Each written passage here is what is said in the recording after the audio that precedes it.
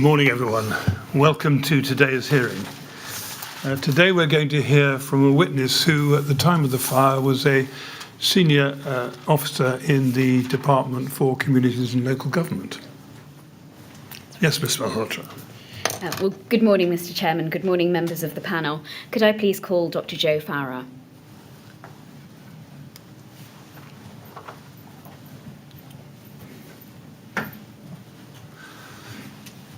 Good morning, Dr. Farrar. Good morning. You're going to take the oath, I think. Is that right? That's right. There should be a testament on the desk there by you. Would you take it in your right hand and repeat the words on the screen, please? I swear by Almighty God that the evidence I shall give shall be the truth, the whole truth, and nothing but the truth. Thank you very much. Now, please sit down and make yourself comfortable. Thank you.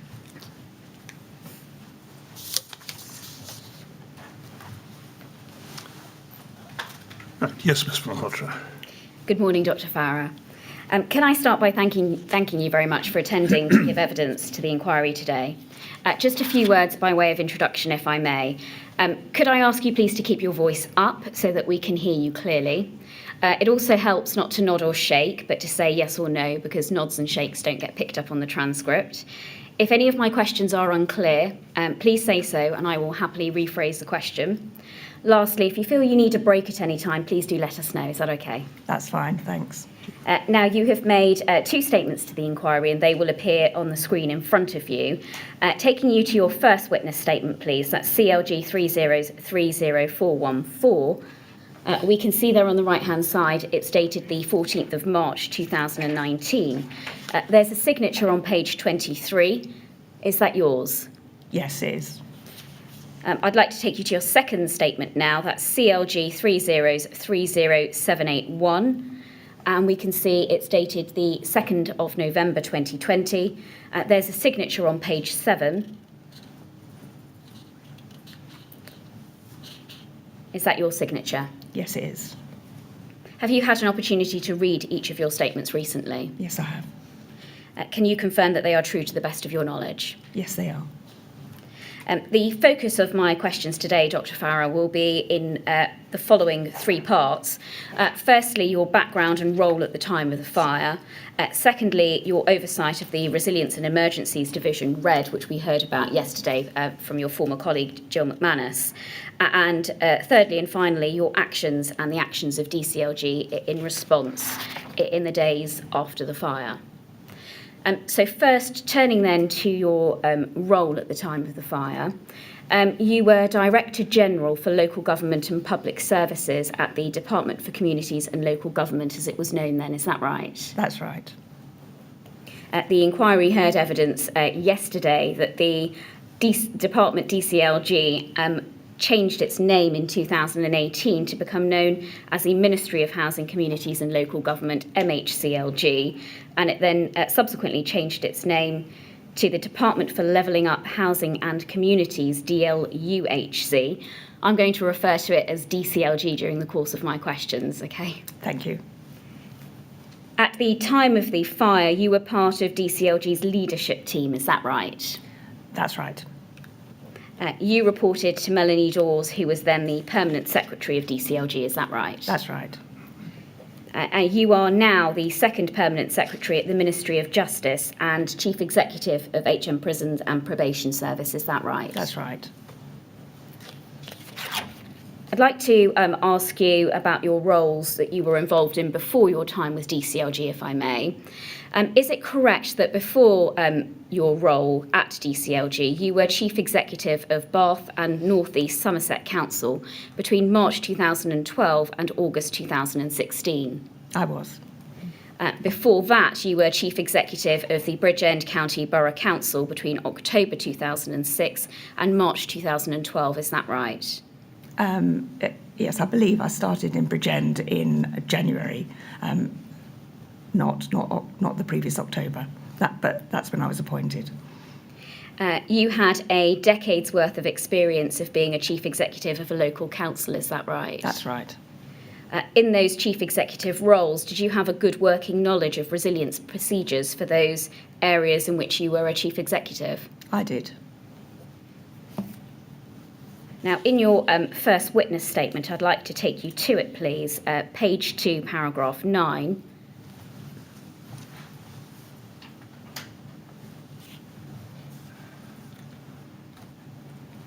You say here, as a result of my responsibility for RED, I was required to have a broad understanding of the terms of the Civil Contingencies Act 2004, the Civil Contingencies Act 2004 Contingency Planning Regulations 2005, and the associated guidance, although I would be advised by my specialists in the RED team. Is that right? That's right. As part of your role as Director General for Local Government and Public Services at the time, did one of those responsibilities include oversight of DCLG's Resilience and Emergencies Division, known as RED? It did, but I should explain the structure. So I was the Director General. Underneath me was Gillian Kay, who was the Director, and then Catherine Richardson, who was the Senior Civil Servant responsible for RED. Turning then to the function of RED, the inquiry has already heard evidence from Ms McManus yesterday, who was a resilience advisor, as to the function of RED. But in short, would you agree that one of RED's functions was as a conduit between central government and local responders when it came to responding to emergencies? Yes, a conduit, a liaison point. Well, I'd like to move on to events on the 14th of June, if I may. Taking matters as chronologically as best I can. You were first alerted to the fire by an email from Jill McManus, who was duty head of resilience that night at 5:55 on the 14th of June. Is that right? That's right. And if we could go to CLG 3030446, I believe we should be able to see that notification that you received. Is this it? Yes, I believe so. We can see it's an email at 5:55 from Miss McManus. I'd like to take you further down the page, please, to the 5th paragraph down, where it says this: there are suggestions in the media that the cause of the fire could be neglect of health and safety legislation. Grenfell Action Group have suggested that a major fire was averted in 2013 when faulty wiring caused power surges. The block is owned by the local authority. Did you consider or anticipate at that early stage that there would be any problems with RBKC leading on the recovery, given that it was owner of the tower, and media reports that were circulating at the time suggesting the fire could have been caused by neglect? So no, I didn't at that time anticipate any issues with the local authority, and I also knew that the local authority was part of the London resilience operation, which had responded to many local emergencies.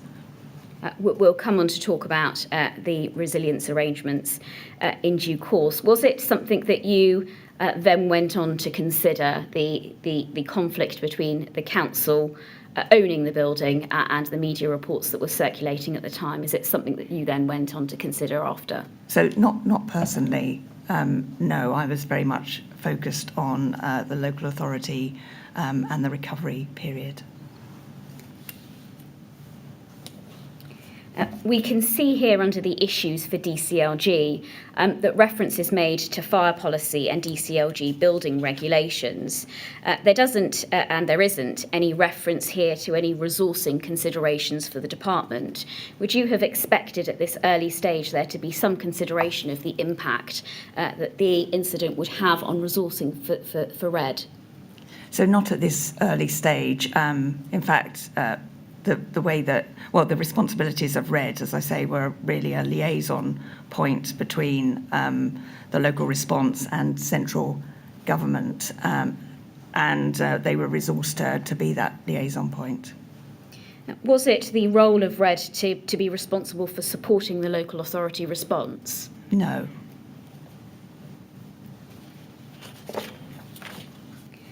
You emailed Miss McManus, and we can go to that now at CLG 402859.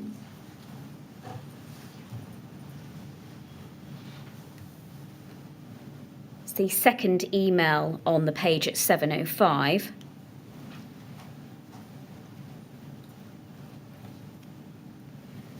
And you say this: thanks, Jill. I presume we will also be involved in any recovery issues.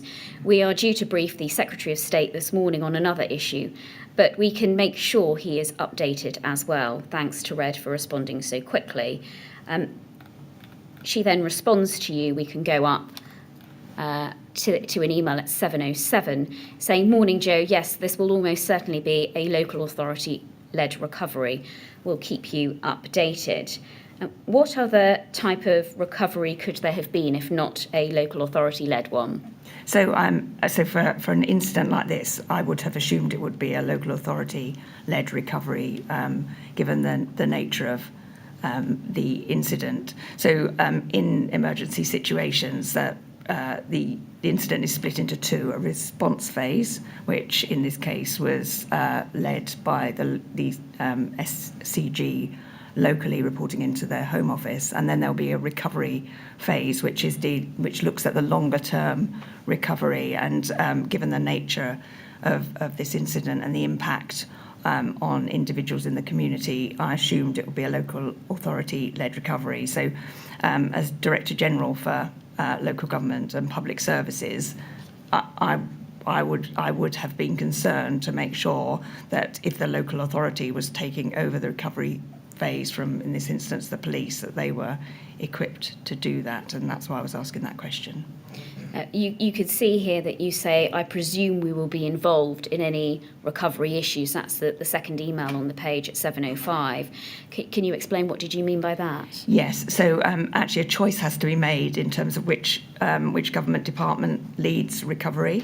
I assumed it would be a role for us. If it's a local authority-led recovery, then it would have tended to be the department who were then the lead government department. At the time of the fire, the response phase, we weren't the lead government department. So I needed to ascertain, and this was the nature of the question, whether the recovery phase would move from the Home Office to the department, because that would involve us then making sure we had the adequate structures in place to oversee that.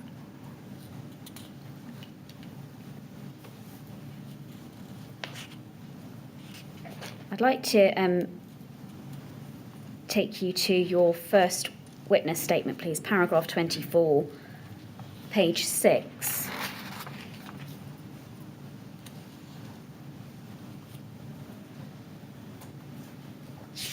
We can see there at paragraph 24, you say, at the same time it was inevitable that RBKC would have a central role in the relief effort, given the location of the Grenfell Tower and its residents. In the circumstances, my expectation was that either RBKC or the London Resilience Partnership would lead the recovery effort. I just want to ask you about that.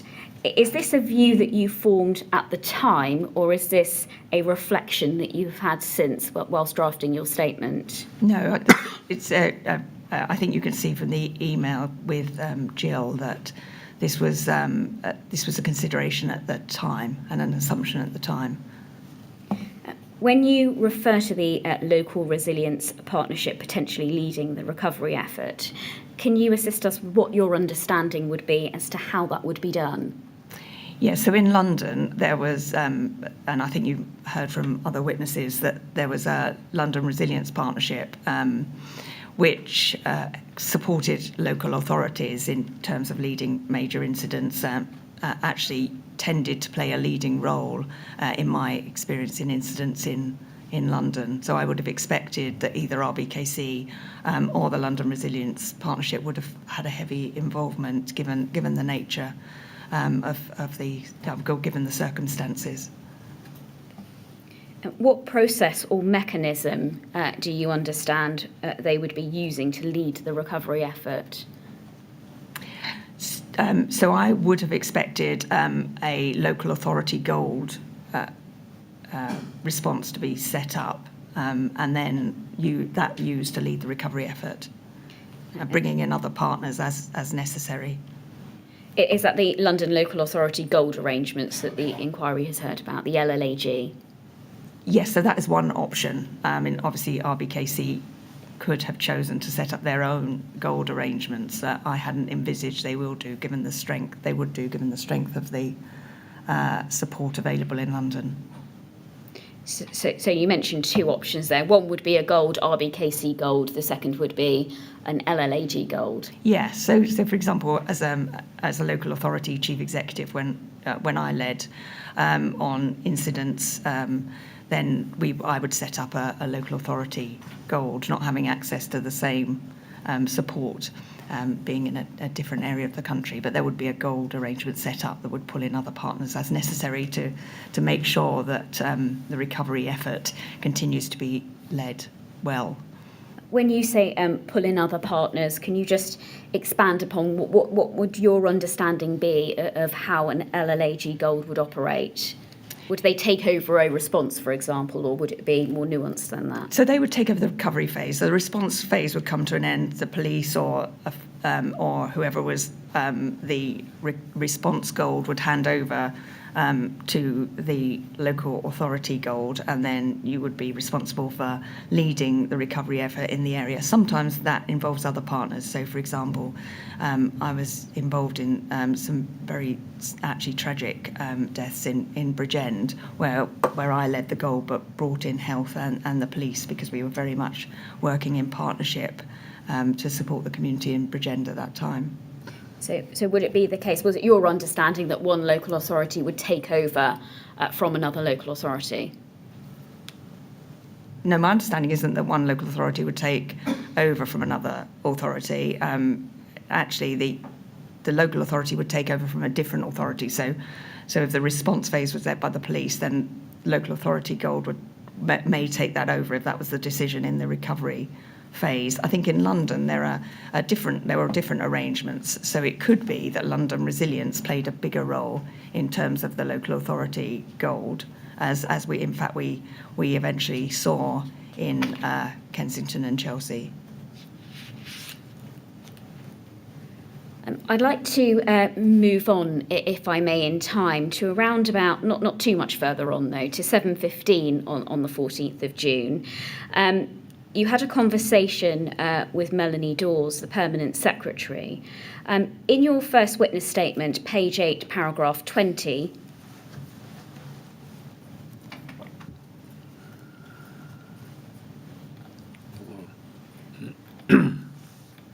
paragraph 20. You say that you spoke to Miss Dawes at around 7:45. In her statement, she says that she believes you spoke to one another at 7:15. It may be that there's little in it, but are you able to assist us with whether there was a conversation at 7:15 and another at 7:45, or was there just one conversation at some point at 7 o'clock? No, there was one conversation between 7 o'clock and 8 o'clock. Probably my memory, but there was one conversation. I'd like to take you to Ms. Dawes' statement, please. That's CLG 3030653. And if we could go to page 8.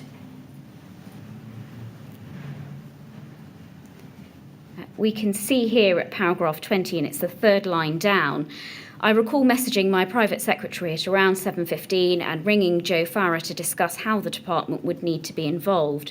It was clear that the immediate response was for the emergency services and other local responders. The recovery would be led locally, but I was clear that the department would almost certainly coordinate the wider central government support that would be needed to support recovery from an incident of this scale. Did you both discuss how the department would be involved? Yes, we did, and we certainly discussed that the department would have a role in the recovery part of the management of the incident.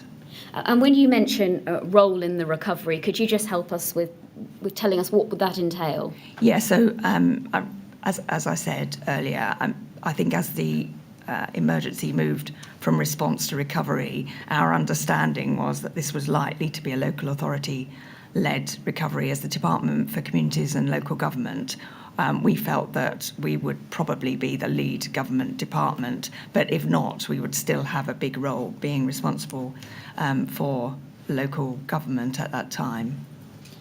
What does it mean to be the lead government department in recovery, though? What would that actually mean that you would be doing? So that means that you would be so you would pull together other government departments, would be the lead department on any ministerial group, would be the first point of contact for government.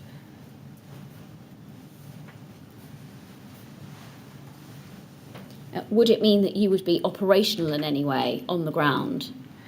No, not necessarily. That was not normally our role, unless there was a decision that central government should be involved operationally. But our essentially our role was to make sure that the recovery effort was operating effectively.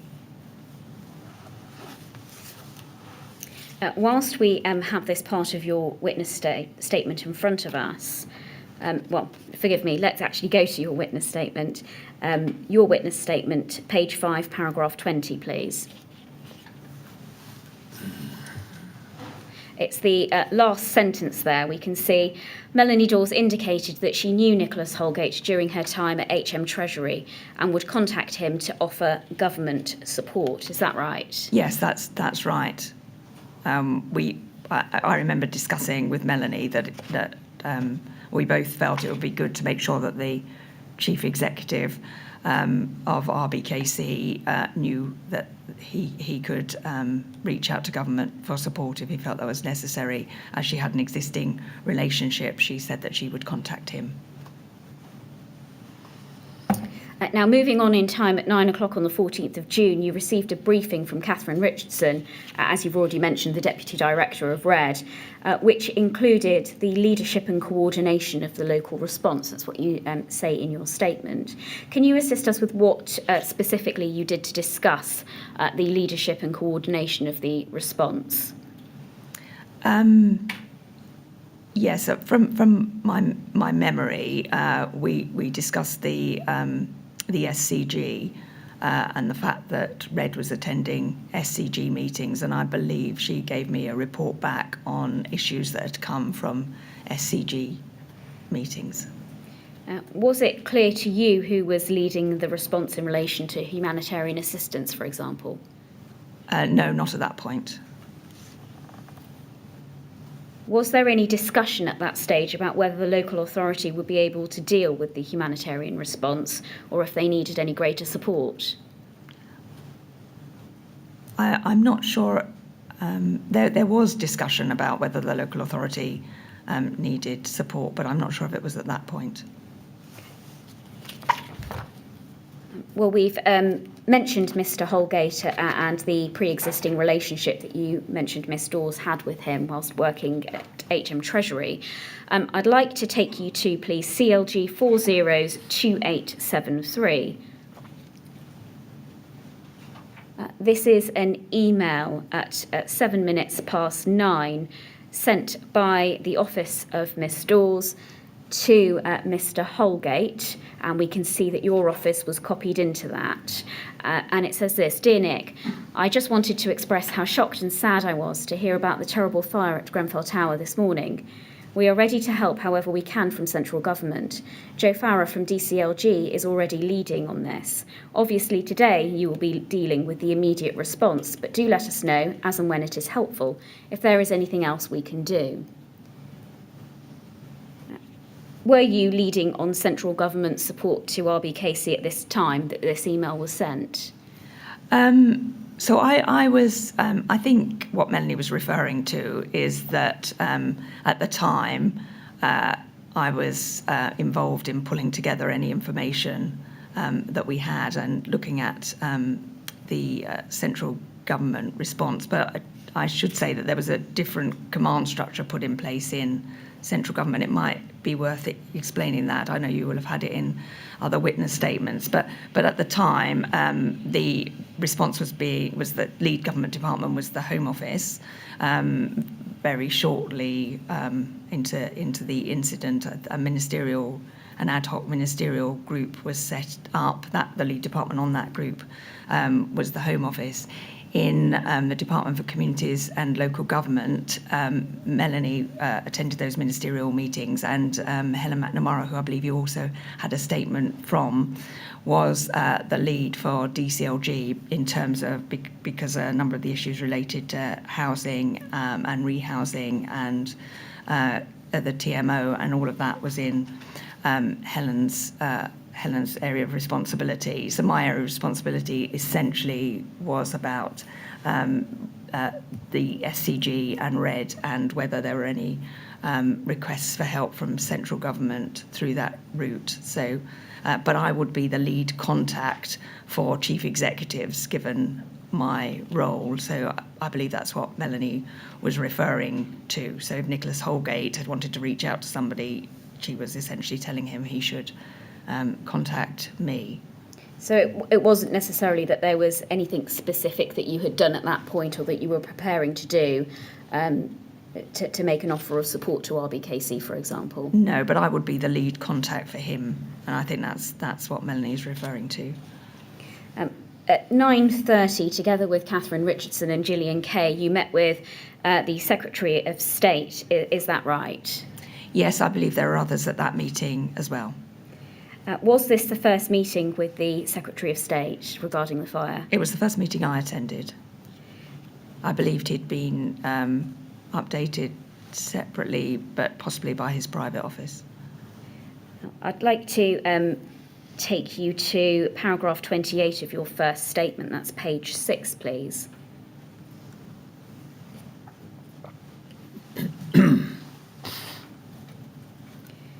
We can see there in the second sentence, we discussed, amongst other issues, the local response and the support that central government could offer. Just pausing there, can you assist us with what was specifically discussed regarding the local response and the support that central government could offer? So from my memory, it was mostly about housing and the support that central government might offer. There was also a question about funding and whether the local authority could access funding. We have a scheme to allow local authorities to access funding. Is that the Bellwyn funding? And that's the Bellwyn funding. But I do believe there will have been a minute of that meeting. Could I just invite you to look at Gillian Kay's first witness statement? That's CLG 3030430, page 4, at paragraph 15. She says, as well as noting what was understood about the fire and those affected by it, I noted that there had been no request for government assistance at this point from the SCG or directly from the local authority. I noted that the London Borough of Hammersmith and Fulham had offered mutual aid to the Royal Borough of Kensington and Chelsea, RBKC. From the discussion, I noted that my colleagues in housing within the department might need to step in later to help with rehousing. And she refers us to her note of that meeting, which I'd like to take you to. It's CLG 3030410.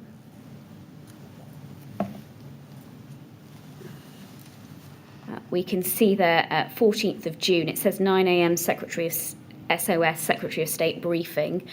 Then there's then a line, and underneath it, it says SCG, DCLG attended, no specific requests for government, I think that says. Also speaking H&F, Hammersmith and Fulham, mutual aid. Does that accord with your recollection of what was said at the meeting? Yeah, yes, I mean, that's right. There were no specific requests from government from the SCG. I mean, I don't know if it would help if I just briefly expand on how the SCGs operate. So the SCGs bring together all of the local responders. They're chaired, structured in a very specific and organised way. There's an opportunity for everybody to feed in requests of help. RED attend that meeting, and as any person in that meeting can request help from government, and that will be fed back to either to the lead government department, and certainly when I've been involved as a chief executive in incidents, that the presence of red is very visible, and the question is asked: is there any? In my experience, the question has always been asked: is there any help needed from central government or anything that you are struggling with? So, no, they. That's your expectation of what would ordinarily be asked, but you don't know whether that was asked in this instance. We were.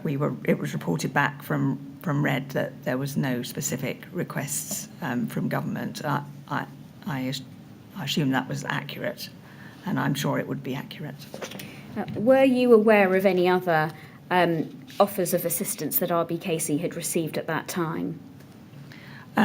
Not specifically, but I would have expected that London Resilience would have been in contact with the council, and London Resilience were able to bring in mutual aid from different authorities. In fact, it was unusual that Hammersmith and Fulham were offering mutual aid, and it would usually come, I believe, through the London Resilience Forum. But in this case, Hammersmith and Fulham are very close to Kensington and Chelsea, so would have probably made an offer direct. You mentioned earlier a readout. I'm going to take you to, I believe, a readout of the briefing. It's CLG 402915. And if we could, let me identify that this is an email at, if I could take you to CLG 402915.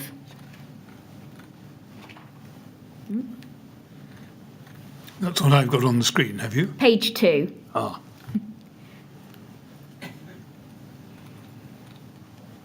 We can see here at the very bottom of page 1 on the 14th of June at 11:54, there's a readout, and if we go further down onto page 2, we can see actions for Catherine Richardson, red. Please could you draft a background briefing on Belwyn funding and how this has been used in the past?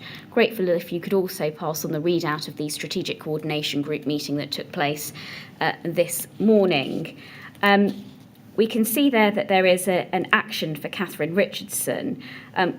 We can see that there are a number of other actions recorded. Would it be fair to say that there was a wide ambit of issues that the department was dealing with? Yeah, that's absolutely fair. So Catherine Richardson and Red really act as the liaison point with the SCG, but this incident obviously involved a fire and housing, and there are a number of issues related to the fire that were dealt with in a different part of the department. And I think they will have been covered in Helen McNamara and Sally Randall's statements. Now, we've mentioned the Belwyn scheme. Is it right that that's for emergency financial assistance for local authorities to meet uninsurable costs that they've incurred when responding to an emergency? Is that right? Yeah. Effectively, the mechanics of money. Yes. We can see here that there aren't any actions arising out of what central government could be doing, what the department could be doing to support the local authority. Would you agree with that? Yes, there are no actions, and there was certainly no request from the local authority for support. What about consideration for replacement passports, for example? What about the number of people that would be displaced as a result of the fire? Was any consideration given to that? So I remember conversations about people being displaced as the fire. That was being dealt with in another Director General area, but there were certainly conversations about that. Can you assist us with what the reason was for the Minister asking for the SCG minutes?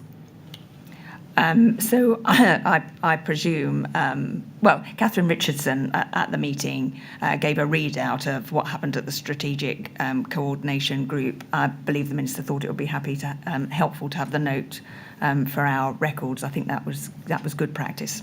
There was nothing unusual about that, was there? No, absolutely not. And but actually, as I say, good practice to make sure that we have a note of the relevant meetings. I'd like to show you, please, go to the Secretary of State's witness statement. It says first witness statement, CLG 1 309728.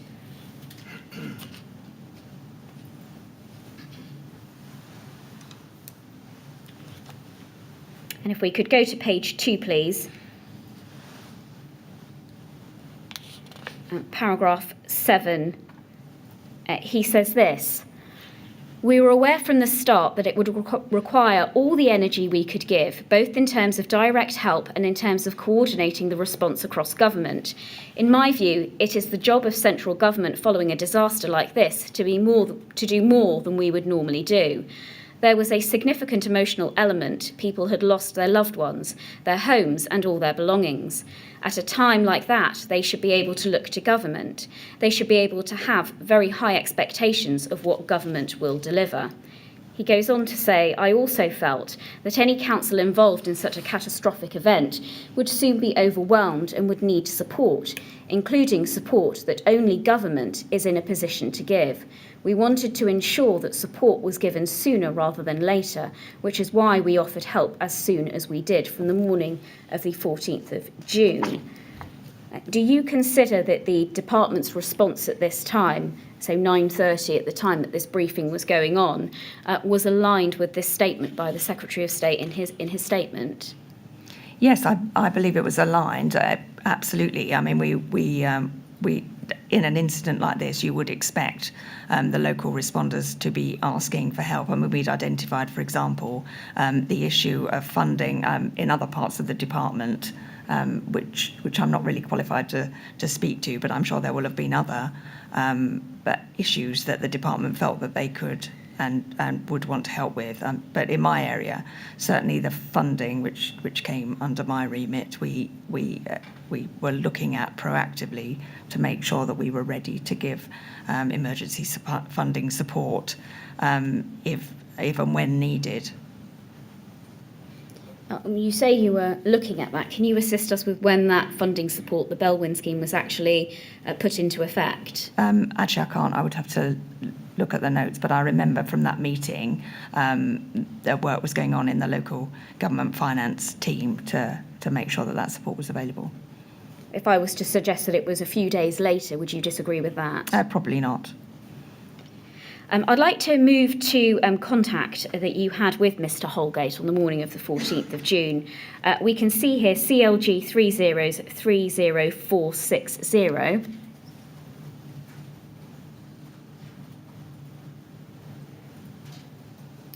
We should be able to see here an email that your office sent at 9:27 on the 14th of June on your behalf, asking for a mobile number for the Chief Executive of Kensington and Chelsea. Were you trying to speak with Mr. Holgate? I wanted to send him a message, so I was aware that Melanie Dawes had contacted him separately, and we'd agreed that she would.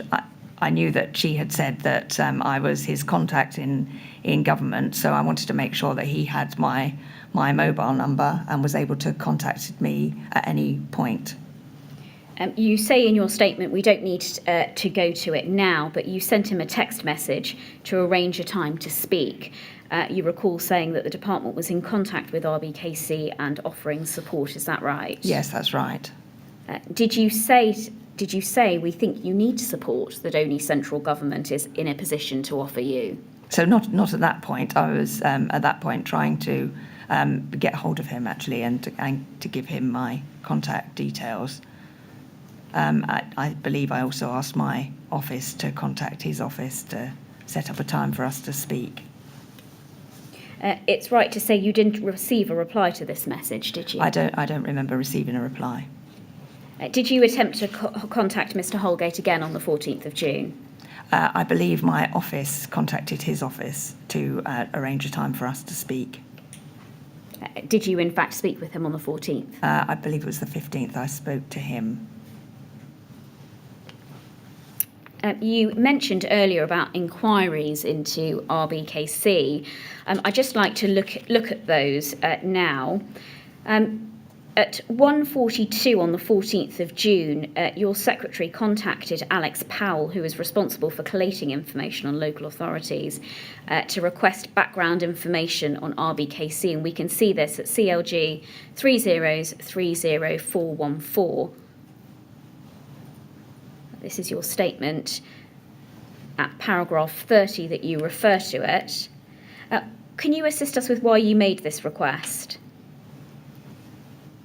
Yes, absolutely. So Alex Powell was Deputy Director for Local Government Stewardship, and that was the part of the department that brought together information on local authorities. It was the part of the department that really looked at the performance of local authorities. So I thought it would be really sensible to check whether we had any concerns about the Royal Borough of Kensington and Chelsea, to make sure that that they were able to deal with something like this. At the time, I felt that they would be drawing on the support of London Resilience, but I felt it was also really important just to check out if there was any background information on the local authority itself. Was that standard procedure? Yes, absolutely. Did anything... Sorry to interrupt. What sort of background information were you looking for? So we would collect information on local authorities, working closely with the LGA from different inspection reports or other information that we've gathered together, really to make sure that the local authority system was functioning. And there would have been some local authorities that we were more concerned with. In fact, you will have seen examples where local government has intervened in different local authorities. But Royal Borough of Kensington and Chelsea weren't one of those authorities that were flagged up through all of the information that we had as being an authority of concern to us in terms of their general performance across their services. Well, let's see if we can go to those documents. It may help us to what the request was. At CLG 402954, please. At 1:43, so we can see at the bottom of the page there, Jo would like a little more information on our relationship with Kensington and Chelsea. Are they on your radar for any reason, and if so, why? Or is there any other information it would be useful for her to note? That's the general request that was sent. If we go up, we can see at 2 in the afternoon that Mr Powell receives confirmation K&C aren't on our radar at all, and therefore we don't hold anything on them. It then goes on to say that the Ministerial Support Unit have an app or a database on councils which can provide general information, facts and figures on funding housing. TF, what does that stand for? I'm not sure, actually. If that's of use, the most recent development of note that I'm aware of is the breakdown of the Tri-Borough Agreement, which I suspect Jo is already cited on that. Were you cited on the breakdown of the Tri-Borough Agreement? Yes, I was. Actually, I think TF probably relates to troubled families, but I'm not 100% sure. I'm sure I knew at the time.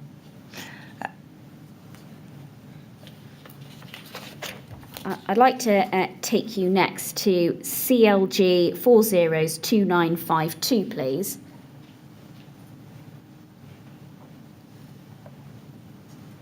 We can see here an email that was in fact sent to Melanie Dawes' office. And we can see there, this is some really basic background about Kensington and Chelsea and the department's relationship with them. It then goes on to say that there's a fact sheet that's attached and information on Kensington and Chelsea. It goes on to talk about the leader. His relationship with the department is good. He is well respected and open to discussing various ideas. The general view of officials is that he is a safe pair of hands who runs a tight and steady ship. He's been in post since 2013, was part of the tri-borough system with Hammersmith and Fulham and Westminster. This will officially end in 2018. Was that your understanding as well? Well, I actually, Kensington and Chelsea was not a local authority that I knew well, hence why I was asking Alex for the information at the time. I wanted to understand more about them. I wanted to speak to Nicholas Holgate and wanted to make sure that I was prepared for that meeting.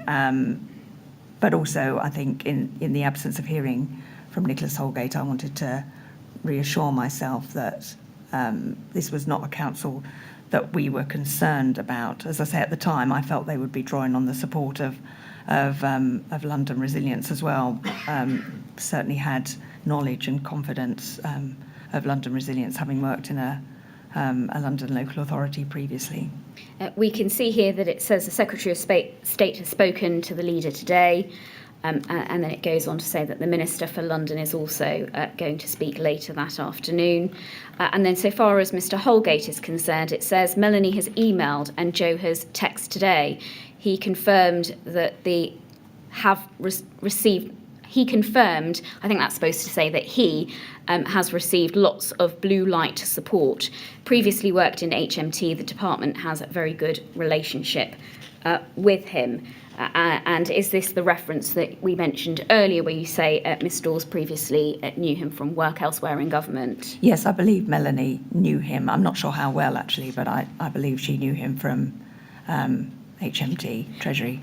We can see here at the top of the email, it says some very basic background. You would agree that that's indeed what it is, very basic? Yes, it's very basic, and we were concerned to know more, actually, hence my trying to speak to Nicholas Holgate and then having the conversation on the 15th. I mean, I should say that actually just we gather basic information on local authorities just because the relationship with the department hasn't caused any concern in the past. We have seen from other local authorities that doesn't necessarily mean that they're able to cope with every eventuality. So hence wanting to speak to Nicholas Holgate and understand that more. Yes, well, we'll come to that, but let's just have a look at the fact sheet, please. CLG 30366412 for completeness. It seems to be a fact sheet about finance. Is that a fair summary? Actually, I don't know. I don't think it is all about finance.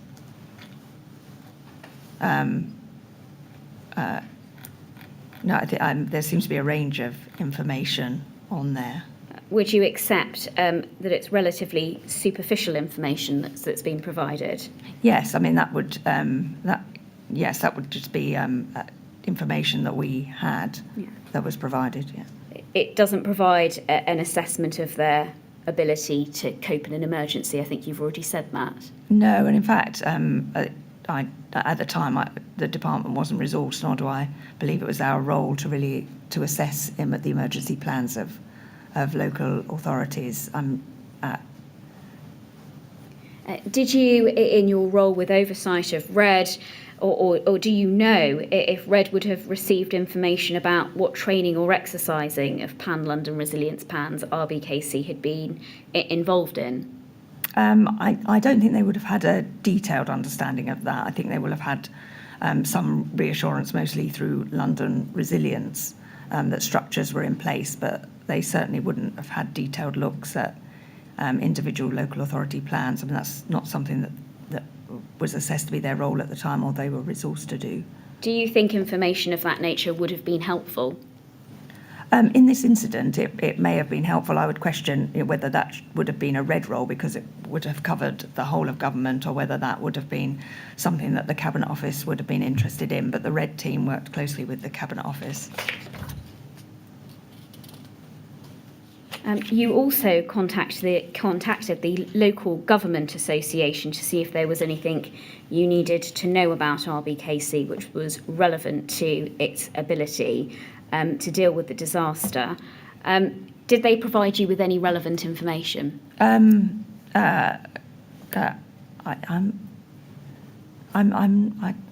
struggling to remember. I'm really sorry. I mean, I think we had a general conversation about Kensington and Chelsea as an authority. I believe I asked them about London resilience, and I believe I asked them about the chief executive at the time, Nicholas Holgate. Well, I'd like to move next to your a meeting that you attended with Melanie Dawes at 3:30 on the 14th of June. You refer to it in your statement, and I'll take you to it at page 7, paragraph 33.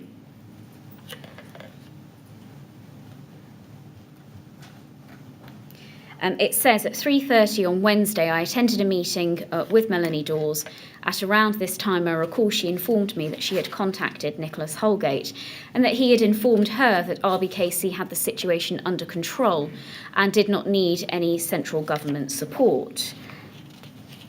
Was there a minute of your meeting with Melanie Dawes?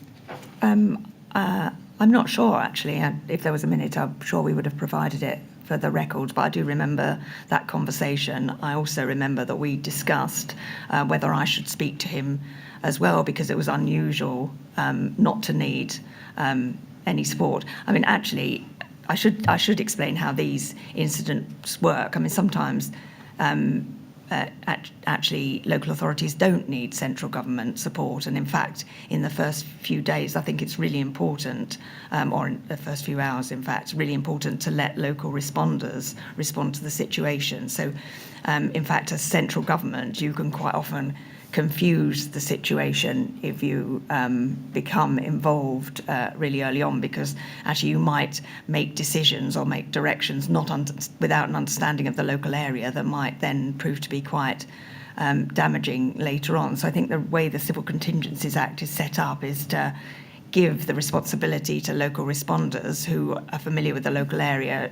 There's a requirement for them to have plans in place and be trained. In the case of London, there should be some reassurance through the London resilience operation that plans are up to date and effective. And in fact, London resilience is tried and tested in terms of responding to incidents. So quite often, which is why the SCG is important, quite often you will not need central government involvement, particularly in the early stages. It can get in the way of the situation, but it's really important, if central government help is needed, that the SCG feeds that up, and there's a mechanism for them to do that. So if there are things happening on the ground which central government may not be able to see, because, for example, we wouldn't be in the cordoned area or able to get to some of the places where it was evident the support was needed. Actually, what we need is for people to be reporting that back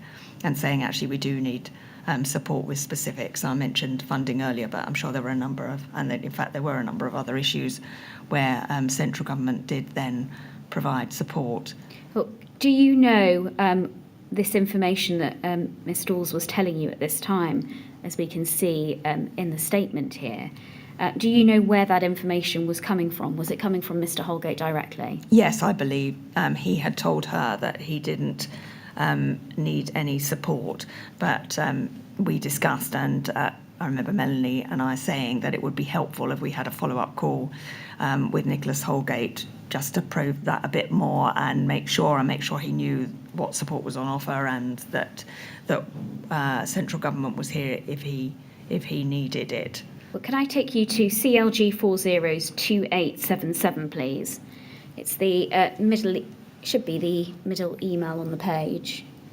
Well, just to put it into context first, we can see there at the bottom, this is the email at 9:07 that was sent by Miss Dawes' office to Nicholas Holgate. In the middle there, at 9:09, we can see a response from him to her saying, "Many thanks, plenty of blue light resource at present."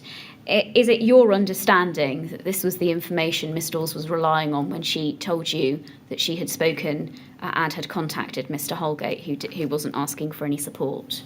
I'm not sure what. I know she had had contact with him. I'm not sure what she was referring to at that point. But I do remember her being concerned, as was I, that we should test this and speak to Mr. Holgate direct. I mean, conscious that he and others will have been managing the incident. However, felt that it would be helpful for us to ensure that he didn't need support.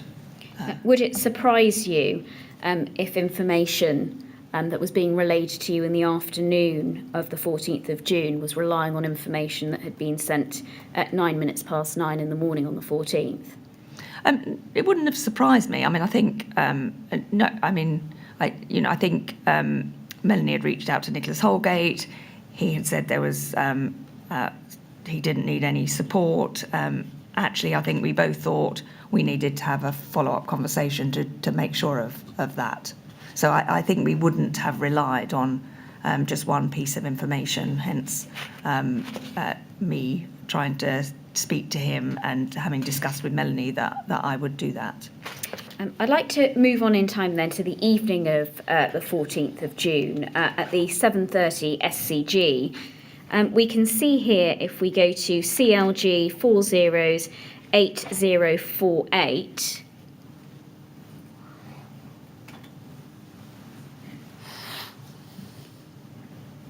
an email that was sent at 21:28 on the 14th of June, and it's a readout from the 7:30 SCG. Is that right?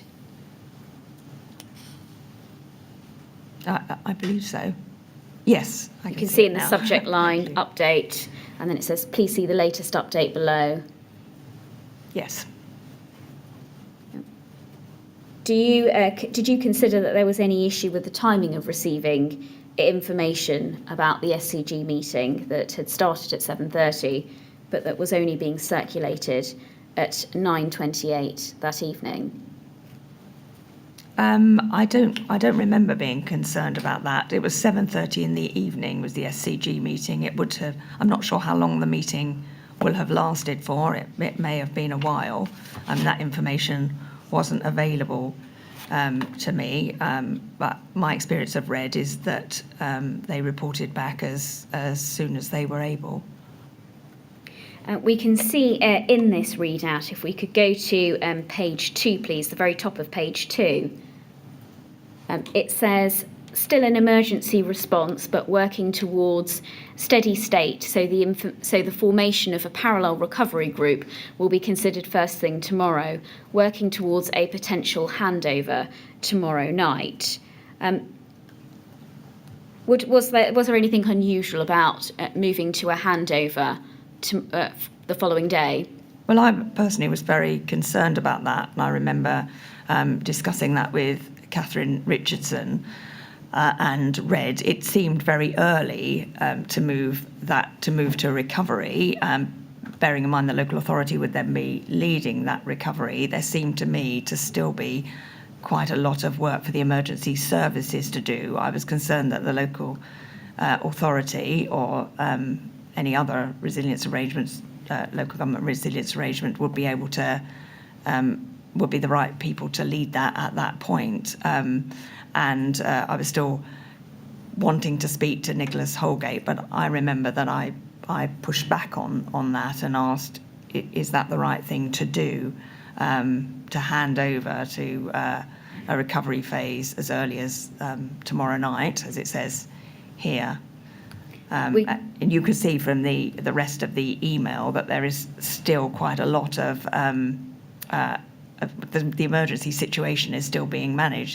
It seemed to me to be still very much in the response phase.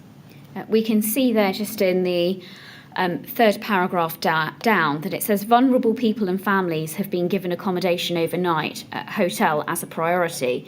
This is 44 families from the tower and 25 from the surrounding area. There is still a shortfall of accommodation. Did that concern you? Well, that was being dealt with by another part of the department who I know were very concerned about that. Do you consider that this was perhaps an indication that all was not well with the local authority?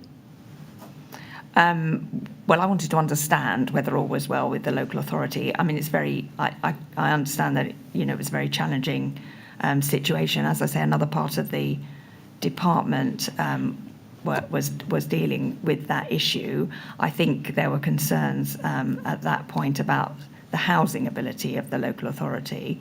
But my main concern was, for my part of the department, was, are they able to lead a recovery gold, given that they're dealing with all of these other issues? It still seems to me to be in a response situation, and there's still concerns with other things that they need to sort out, such as accommodation. Can you assist us with when these concerns that you had crystallised? So my concerns about whether they were ready to lead the recovery crystallised when I read this email and spoke to Catherine Richardson. I believe there was an email from me on the subject that hopefully you have in your records, asking whether it was the right time to move to local authority recovery. I won't take you to that now, but would it be fair to say that you hadn't made any inquiries at this stage to action those concerns that you had that evening? So when I read this email, I spoke to Catherine Richardson, so I absolutely had made inquiries. The housing inquiries were being dealt with by another part of the department, so I suppose you have to look at mine and Helen McNamara's statements together to see the full response of the department. But yes, my particular concern was, were they ready to lead a recovery phase, given that they were still dealing with the emergency situation, and in particular housing vulnerable people and families, which seemed to be a priority for them. So I would have expected them to be focused on that. The response was still being led by the police. I wondered if it was the right time. I did more than wondered if it was the right time. Actually, I felt it was not the right time for them to be leading the recovery, and I raised this with Catherine Richardson and asked for that to be fed back through the Home Office and to the Strategic Command Group, which I believe was done. I believe they didn't actually hand over the recovery at that point. Could I ask this, aside from what's mentioned in this readout, had you received any concerns outside of this SCG readout about RBKC's response? So no, personally I hadn't received any concerns about their response. I started to receive concerns the next day. But as I said, I wasn't in the ministerial meeting, so most of the information was the way the structure was set up was the Home Office with the lead department. There was the ad hoc ministerial meetings. A lot of information was fed up through that route. Red were reporting into that route.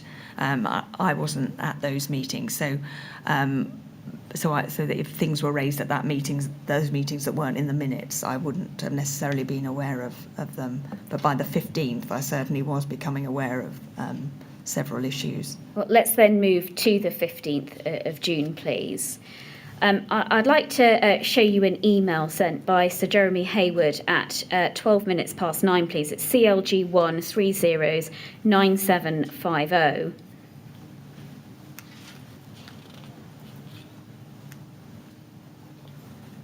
And it says this: lots of concern here that the local authority, LA, is not gripping the aftermath, rehousing, etc. Is that fair? Should CLG second in people to help? Which of your ministers is now gripping this tightly? Were you made aware of this email? Not until later on that day. Can you assist us with when that was later? It was later in the afternoon. Would you agree that it was a matter of significance that the head of the civil service was contacting the permanent secretary of DCLG, stating there was lots of concerns and asking who was gripping this? Well, it was a concern. I think but both Melanie and I, at different points when we saw the email, were very concerned about that. I was still making efforts to talk to Nicholas Holgate. In the end, I believe, I don't believe my office has given a statement, but I believe I asked my office to be very firm with his office that I needed to have a conversation with him. You had his mobile number by this point, did you? I don't remember. I may have done, and I may have tried to ring him. I remember that I couldn't get hold of him, so I felt the best route would be to contact his office and put a specific time in to speak to him, because I felt that that would be the best way to get hold of him, having not received a reply to my text message. And as I say, I can't remember whether I tried to ring him or not, but I'd definitely been trying to get in touch and having no response. So that's the route I went down. Given the concerns that you say you had on the morning of the 15th of June, it would have been open to you, rather than waiting for a formal arrangement for a call, to telephone him directly. As you say, you sent him a text message, he hadn't responded, but you could have picked up the phone and tried to ring him. I believe I may have done that. I don't believe I had any response, but I can't remember exactly. And as I said, I hadn't been made aware of the real issues until the afternoon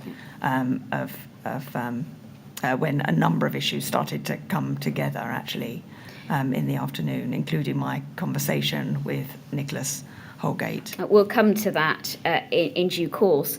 What did you make of the fact that the head of the civil service on the morning of the 15th of June had heard concerns, yet you had not, through RED?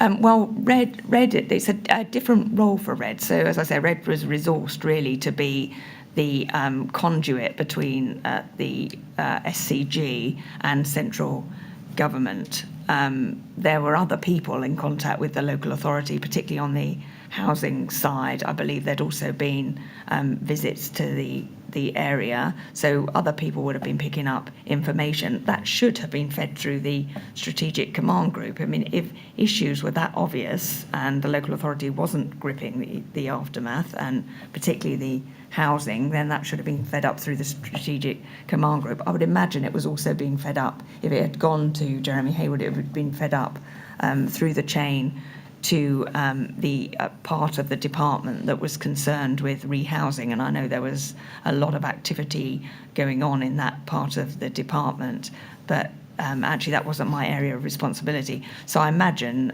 the feedback, this type of email would have been fed in through the housing part of the department to make sure that support was being offered in terms of rehousing.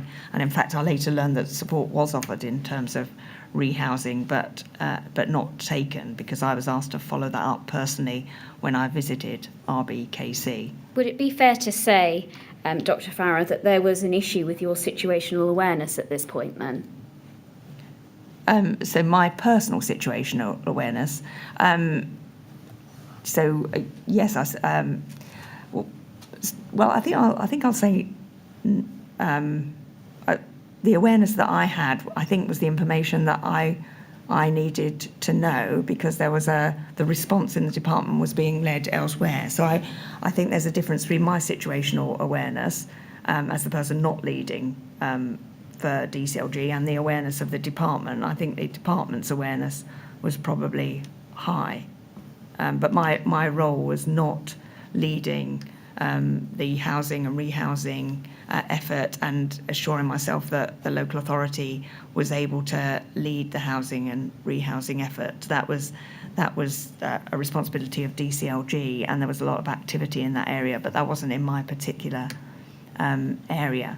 So the fact that there were concerns about the local authority not gripping the aftermath, so that you say that is not something that was your concern, that you should have known about. Well, and I did know about it. So I did receive a copy of this email later on, and information of this type, because I was speaking to Nicholas Holgate and also visiting the local authority. I think in emergency situations, it's really important that you have a command and control structure, and people aren't trying to do things that is not their responsibility. It needs to feed in through this ministerial group and the lead government department, so the whole response is managed, and that was happening. All I'm saying is that actually my role in that part was limited, although I had an interest in local government and in whether they could lead the recovery. And I think Jeremy Hayward's email, if you look at it, is really referring to the housing and rehousing effort, of which I was very aware that there were big concerns, and knew that was being dealt with by some really competent people in a different part of the department. Well, I'd like to move on to 9:30 on the 15th of June. A briefing took place with the Secretary of State, the Housing and Planning Minister, Alok Sharma, Melanie Dawes and others from DCLG, and the briefing was again conducted by Catherine Richardson, and you attended, is that right? I believe so. Was this email from Jeremy Hayward discussed at this meeting? I don't remember. The housing situation was certainly discussed at the meeting.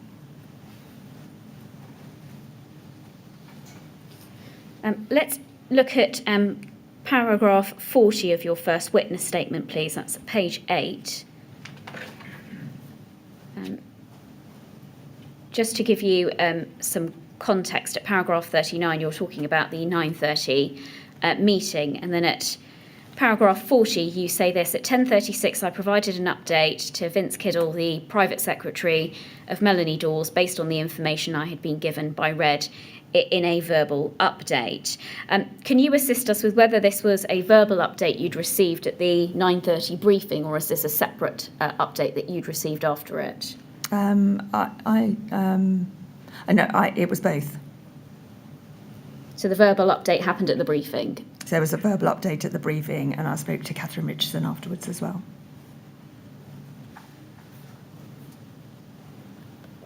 We can see the actions arising from that. If we go to CLG 403125,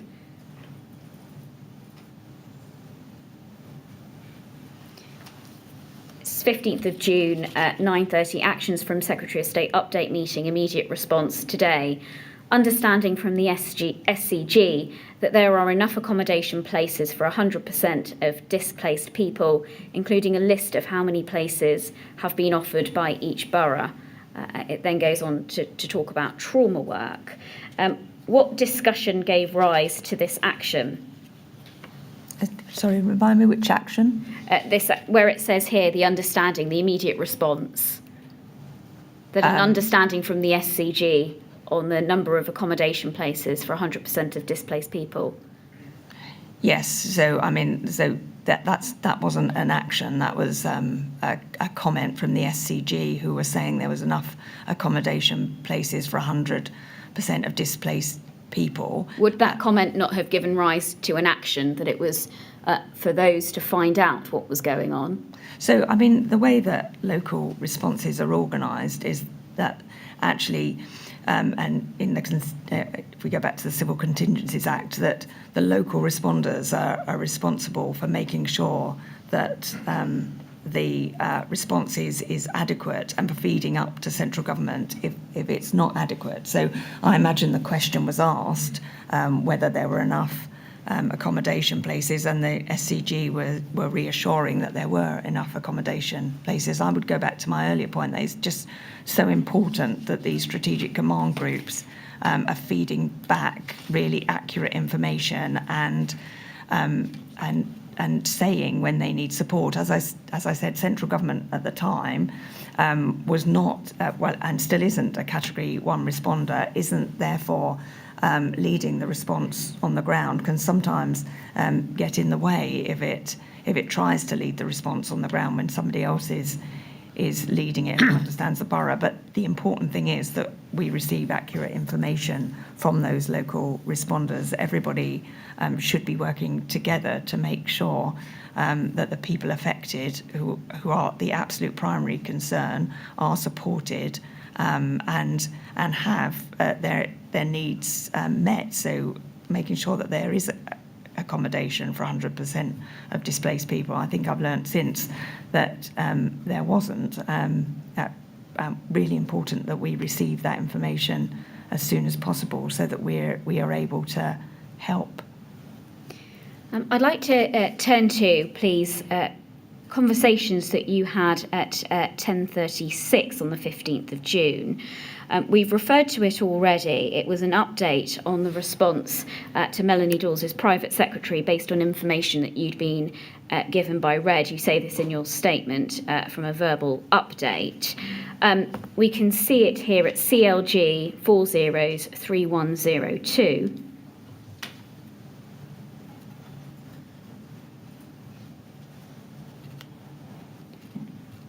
So this is an update that you had provided that is being emailed from Ms Dawes' office to her RBKC update from Jo 1036. There was a quick response, I think that's supposed to say, in terms of providing temporary accommodation last night. The task for today and tomorrow is finding more permanent homes. Our team is in contact with the Director of Housing, who is holding a meeting, and will report back at 11 a.m. There is a strategic coordinating group at 11 a.m. where this will be discussed. Our staff are on this group. Did you consider this information to be at odds with the information that you had received following the 7:30 SCG the night before, where we saw earlier that there was a shortfall of accommodation? So this was I believe. So this would have been an update from Red taken from the next SCG. So the information from the local responders was that there was this is a factual note of what I'd been told. These aren't my judgments. So what I was told, and I believe it came from the SCG meeting, that there was a quick response in terms of providing temporary accommodation, that people today and tomorrow were thinking of permanent homes. The team in MHCLG or DCLG, which was in a different part of the department, were in contact with the Director of Housing, as they were, and they had a meeting the next day, but were also in contact with them. They were going to report back after 11 o'clock, and then there was another SCG at 11 a.m. and Red were on that group. I mean, so I think this is a factual report back. For me, in emergencies, I feel, and in fact it's good practice when you receive information to jot down what you're being told and that is put on the record. Well, you say that this is a factual note. Did you question the information that you were being given by Catherine Richardson here? So, no, not at this point. I was gathering information from her for in terms of what was said at the SCG.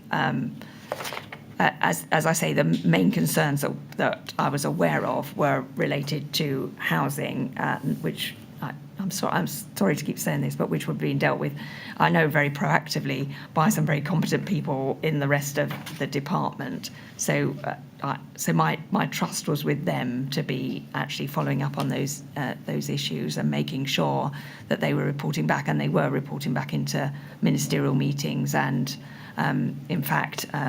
The Director General for that area was on the ad hoc ministerial, attended the ad hoc ministerial group as well, given that housing was their main concern. Well, Mr. Chairman, I haven't finished this, but I think now is a convenient moment. That suits you, does it? All right. Well, Dr. Farrar, as you know, we have a break during the morning. We'll take it now. We'll stop there and come back, please, at 25 to 12. And this is the first break in your evidence. I have to ask you, please, not to talk to anyone about your evidence or anything relating to it when you're out of the room. I won't. All right? Thank you very much. Would you go with the usher, please?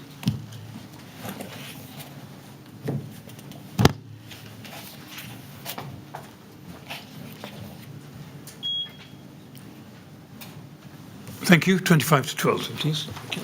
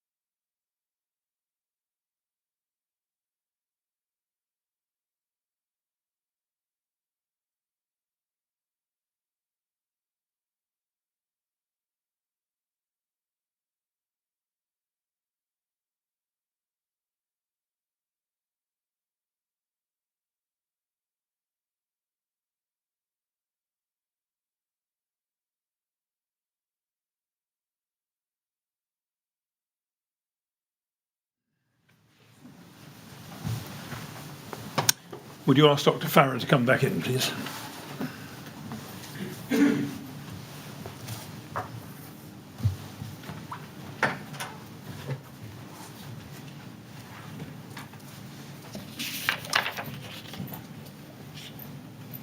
Right, Dr. Farrar, ready to carry on, I hope. Yes. Thank you. Yes, Ms. Malhotra? Thank you. Could I just clarify one matter with you, Dr. Farrar? You were talking earlier in your evidence about the response and the recovery phases, and you mentioned that the response phase was the emergency services would be involved in, and the recovery phase came later. I just wanted to clarify, you're not suggesting that the local authority didn't have any responsibilities in the response phase, are you? Oh, no, absolutely not. They're a Category 1 responder and are on the strategic command group, so should be part of the feedback to central government. As you will be well aware, there would be responsibilities on the local authority as a Category 1 responder to set up rest centres, for example. Rest centres, housing, responding to anything that falls within their responsibility. Yeah, so they would have been a big part of the response, actually. They just weren't leading. And there isn't a clear dividing line between response and recovery. The two run in tandem. Is that right? No, there is a dividing line. So there's a response. There's a response phase, and at a point, the response phase is handed over to recovery, and then that's a separate phase. So actually, yes, there is an element of things running in tandem because people will want to be ready to lead the response, so they'll need to make sure that their structures are set up, but there should be a clear handover point, and I think that was referred to in some of the emails where the Gold Commander or the Strategic Command Group Commander was suggesting that they would be handing over to the local authority as part of the recovery phase. Thank you for clarifying that. I wonder if I could take you to CLG 403099, please.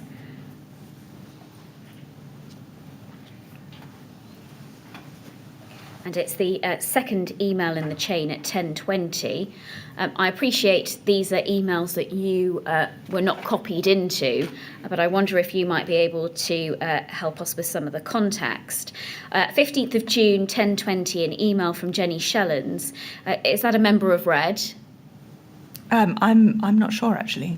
And it's from her to Philip James. I hope you can accept from me. If we go down to the bottom of page 2, we can see Jenny Shellens was a member of the Resilience and Emergencies Division. Yes, thanks. And Philip James, I believe, was the GLOW for that day. In this email, there are a number of asks, and I'll just read it out. I know that you're joining the SCG at 11 today. I will include your readout in the briefing for this afternoon's Ministerial, so as you would expect, we'll be wanting it as soon as you can. A couple of areas it would help us for you to probe on if it's not completely clear. The number of residents displaced. We were awarded an action to clarify this at yesterday's meeting. My line currently reads like this, and she then goes on to set out what the lines on it are. Over the page at page 2, she says the temporary accommodation arrangements, again, we were given an action to liaise with RBKC. We've had an update from LRP, London Resilience Partnership, isn't that? And also homelessness team are talking to the RBKC team, but it would be useful to add any intelligence you can along the lines of, are we satisfied that everyone who wants accommodation has it? When do we think those from surrounding area who are in the rest centre will be able to return home? Are we satisfied that RBKC has a grip on this? We can then see, if we go up in the email chain, at 10:28, Lynn Dowdercan, who was a resilience advisor, head of resilience within RED, says the following in the second paragraph: I can confirm I spoke to both Toby and Hamish, I believe they are London Resilience Group employees, this morning, and on both calls they confirmed that the local authority have confidence that they temporary accommodation for all those that need it. and then she goes on to say they may give further reassurance on the SCG. Would you expect any concerns raised by a GLO who was attending the SCG to be documented in SCG minutes? I would expect issues, possibly. I think there are different levels of minutes. So the minutes that, yes, I would expect them actually to be recorded on SCG minutes, because the GLO is an important part of the SCG, and I know sometimes they're summarised, but yes, I certainly would expect that. Could I take you to LFB 20119-323, please? And just to identify that these are the SCG minutes from the 11 o'clock meeting on the 15th of June. If we go to page 2, please. Page 3.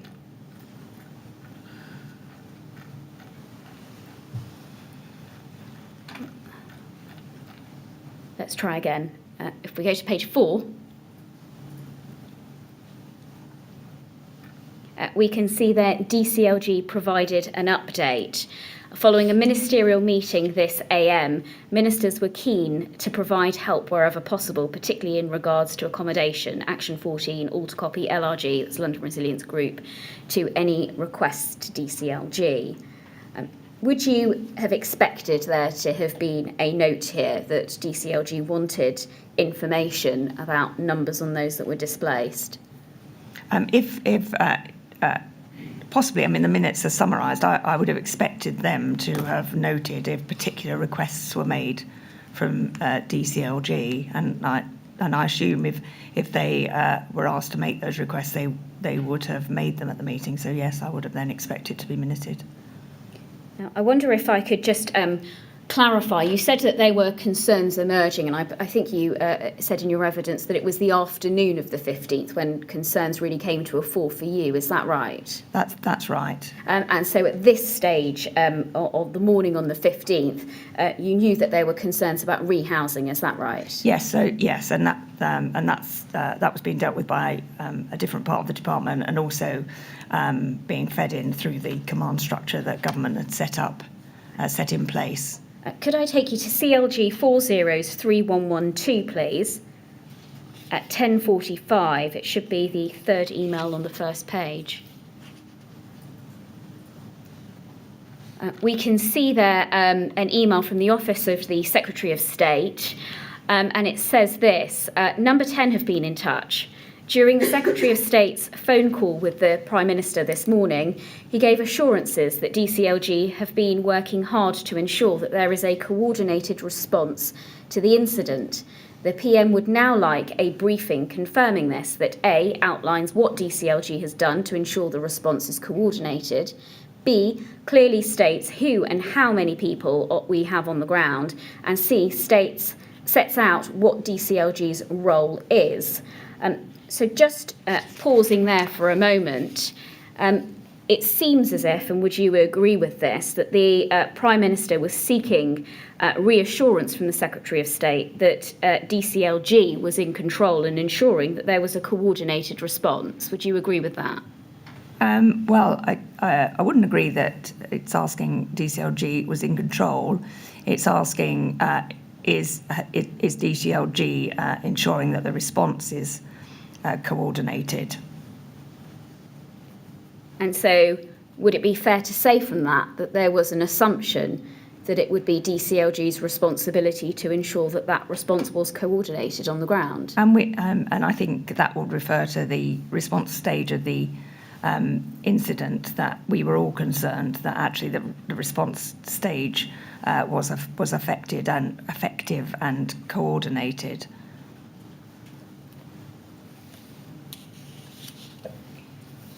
Did the fact that questions were now being asked at the highest level in the form of the Prime Minister make you review the response that was happening at the time?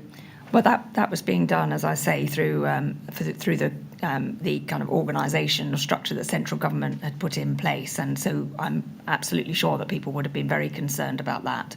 My primary issue of concern was making sure that the council was able to lead the response phase. So I'm looking at these emails through a different lens. So so there's a whole system looking at the prime ministerial concerns and issues and actions raised through the ministerial group, of which I wasn't a part. But I'm thinking about the handover of the response phase to RBKC and/or London Resilience, and that was my concern, making sure that actually what would be quite a long and difficult response was going to be properly managed. I mean, I think it's quite normal for departments to split responsibilities and make sure that the people who are overseeing those areas are proactively thinking about what's happening in the next stage. So that's why on the 15th, although all these issues, the department was aware of all these issues and involved in them and providing the briefing that was requested here, I was looking at it through the lens of, does this mean that the council won't be able to lead the response? And that's what I was really concerned to find out. So we can see here that there is a concern and that there is reassurance that is being sought. And that the Prime Minister is asking how many people we have on the ground. Can you assist us with how many people from DCLG were on the ground at that stage? No, I can't. That would have been being managed through the structures that I've already mentioned. Could we go next to CLG 30's 30477? And it's page 2. Should be an email at 8:45. We can see here 15th of June 8:45. This is an email from Nicholas Hurd, the Minister of State for Policing and the Fire Service, his office, to the office of the Secretary of State. And in the second bullet point there, it says the Minister has been told that there is an urgent issue with access to cash for former residents of Grenfell Tower. He's also been told via Margaret James MP, Bay's Minister, that the post office, there is local one just around the corner from the tower, have offered to facilitate access to money for residents. He would be really grateful if your teams were able to facilitate a link between the post office and the local council so that they can make people aware. And then the final bullet point, there have also been a couple of concerns raised with him about the quality of sleeping materials that were available for people last night, and asked if there was anything HMG Her Majesty's Government could do to help the council upgrade.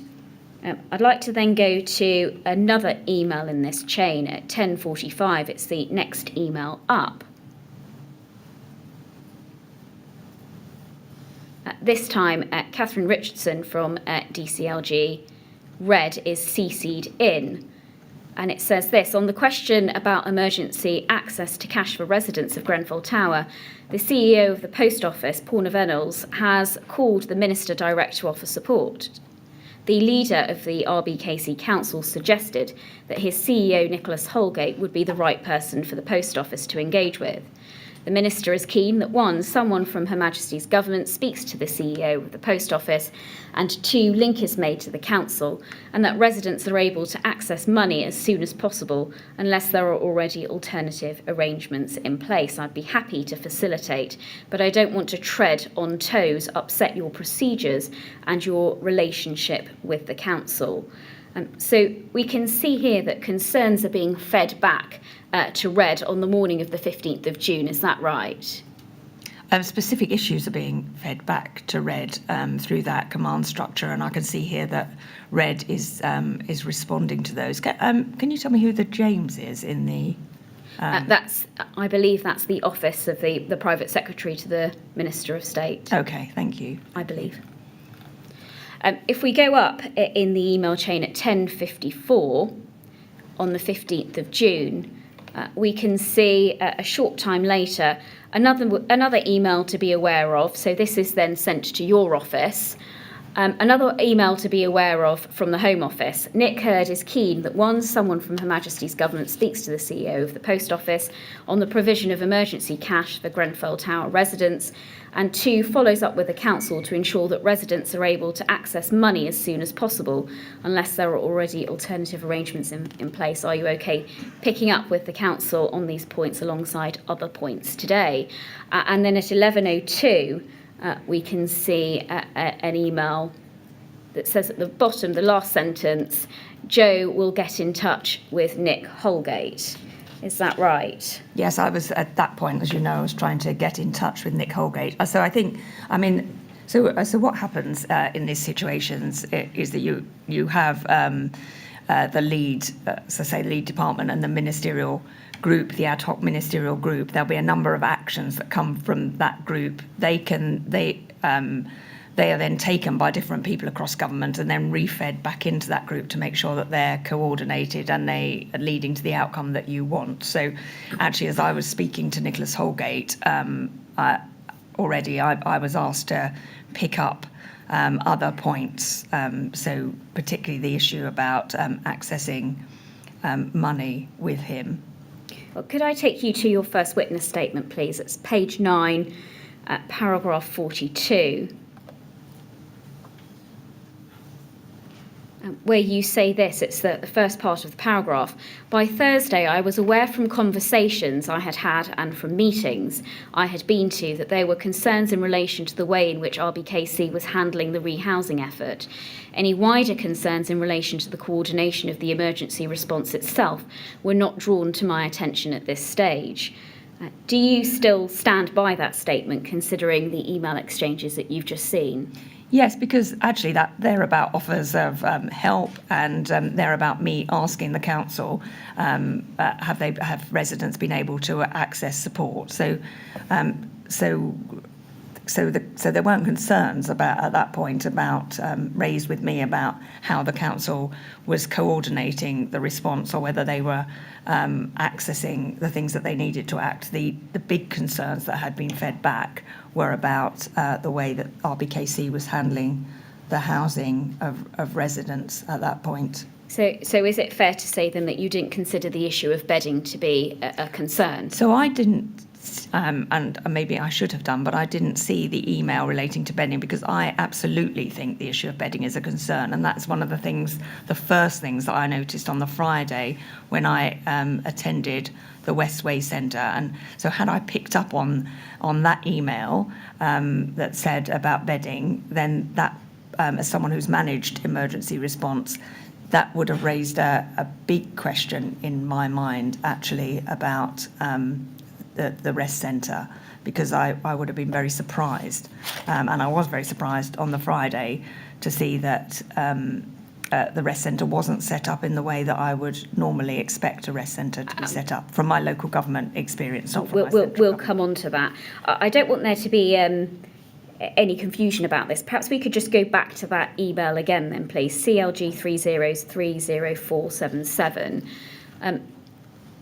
It says, in the second email on the chain at 10:54, it shows in the subject line that this was forwarded to you. Is it forwarded to your office? It's forwarded to my office, and so I didn't always pick up every email from my office. I also had a direct email address. I could pick up emails to my office, but I believe, but that wasn't routine. My office would forward on emails that for me to see, because obviously there's a huge volume of emails. So your evidence is that you didn't see that, the reference to the. So absolutely. So I didn't see the reference, and I'd be very apologetic if I had seen that email and not picked that up, because that seems to me to be really significant. And I'm sure if I had seen that, I would have picked it up. I'd like to turn then to your conversation with Mr. Holgate, which you say in your statement, we don't need to go to it now, took place at about 12:30 on the 15th of June, is that right? Yes. And as we have heard at the time, we saw it in an email that Melanie Dawes sent early on the 14th, that you were at that stage leading on the support for RBKC, is that right? Leading on the support, I was the lead contact. I think I would have been the lead contact with the chief executive. And do you consider it satisfactory that this was the first time that you were both speaking? No, and in fact, I had really wanted to speak to him the day before and had made every effort to speak to him, actually. Do you consider that maybe that was an indicator that something was amiss? Yes, absolutely. And one of the reasons that Melanie and I discussed whether it would be good to visit and speak to Nicholas Holgate directly, but absolutely. Now, I know people are busy and managing a response. My own experience of managing responses is actually the contact from central government tends to be at a deputy director or director level. If a director general, I think, from central government had wanted to speak to me as the chief executive, personally I would have taken that seriously and would have wanted to speak to them quite quickly. And in fact, the contact from the permanent secretary to Nicholas Holgate, I'm very surprised there was only a brief response. When you're managing these incidents, they are busy, but there's a command structure in place. So, the silver group underneath you are managing the response. You come together as a gold group at intervals. There are spaces in between where I would have personally made sure that I had made contact with the department. I would have seen the Director General and particularly the Permanent Secretary to be people that I would have wanted to speak to. So we're now at the stage where you do speak to him. Can you tell us what was discussed? So I made a note of what was discussed. I don't know if we'd be able to see that. I felt it was really important just to jot down the main points that he said during the conversation. I think we do have that, and I will... I believe it's CLG 408140. Yes, that's it. So, this will have been, just to explain the context, so as it was an emergency situation, I felt it was important to note down the points that he raised. As I said with an earlier email, these are the points that he made. They're not my assessment of how he is performing. So these are the points that Nicholas Holgate told me in that discussion. So let's work through this then. It's an email from Ms. Dawes' office on the 15th of June 2017 at 4:26 to DCLG and others within DCLG. And it says at the bottom there, Jo Farrar call with Nick Holgate, 12:30, 15th of June. Was this your note?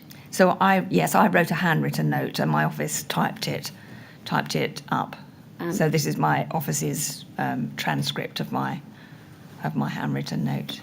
We can see there the first bullet point. They have found hotel accommodation for anyone with need. He thinks that can roll over for as long as needed. Yes, so that's Nicholas Holgate. In fact, I have to say, I was very confident in the conversation I had with him. So I knew there were concerns about housing. I'd been asked to raise housing with him, particularly temporary accommodation. So that was the first point we discussed. He told me that there was a hotel accommodation for everybody who needed it. We'll talk about my visit the next day, but clearly the next day there were people without hotel accommodation. I mean, possibly it would have been made available to them, I don't know, but there were still people who were not in hotels. Well, but we can come back to that. But his reassurance on that day was that they found a hotel accommodation for everybody would need, and he thinks that this can continue for as long as the hotel accommodation is needed. So people won't then be moved from those hotels, which would have been another point of concern. Well, could I just pause you there for a moment, because we can see further down 845 non-Grenfell Tower households are currently without access to their homes. Most are making their own arrangements. They are looking at when police and fire can reduce the size of the cordon. Grenfell residents have been complaining for a long time, and we'll come on to that in a moment. But did you consider that there was a discrepancy here? Yes. I thought there were several discrepancies. And so after the conversation with Nicholas Holgate, Melanie and I discussed whether it would be appropriate for me to visit, given my knowledge of local government and having been involved in these situations. So although I wasn't part of the direct response, having spoken to him and not having a number of things that seem to be of concern or discrepancies, following this we discussed whether I should actually visit the site. I mean, there had been visits by other people, obviously, and they have been coordinated by the Ministerial group, and it's important. I mean, it wouldn't be appropriate for me to just turn up, but we both felt that there might be value given this conversation. You've mentioned that that's one discrepancy. Yeah. Can you tell us what the other discrepancies were? So there were a couple of things. So I'm not sure. I think the note might go on to the next page. So I might ask you to, but it may not. Good. It goes over onto page 2. Okay, so maybe we'll come on to page 2 in a minute. But if I just cover anything on this page first of all. So first of all, the comments on housing weren't exactly aligned with other comments that we've been hearing through the Ministerial groups. You mentioned the number of people that had been displaced, but the reassurance that hotels had been found for everybody with need.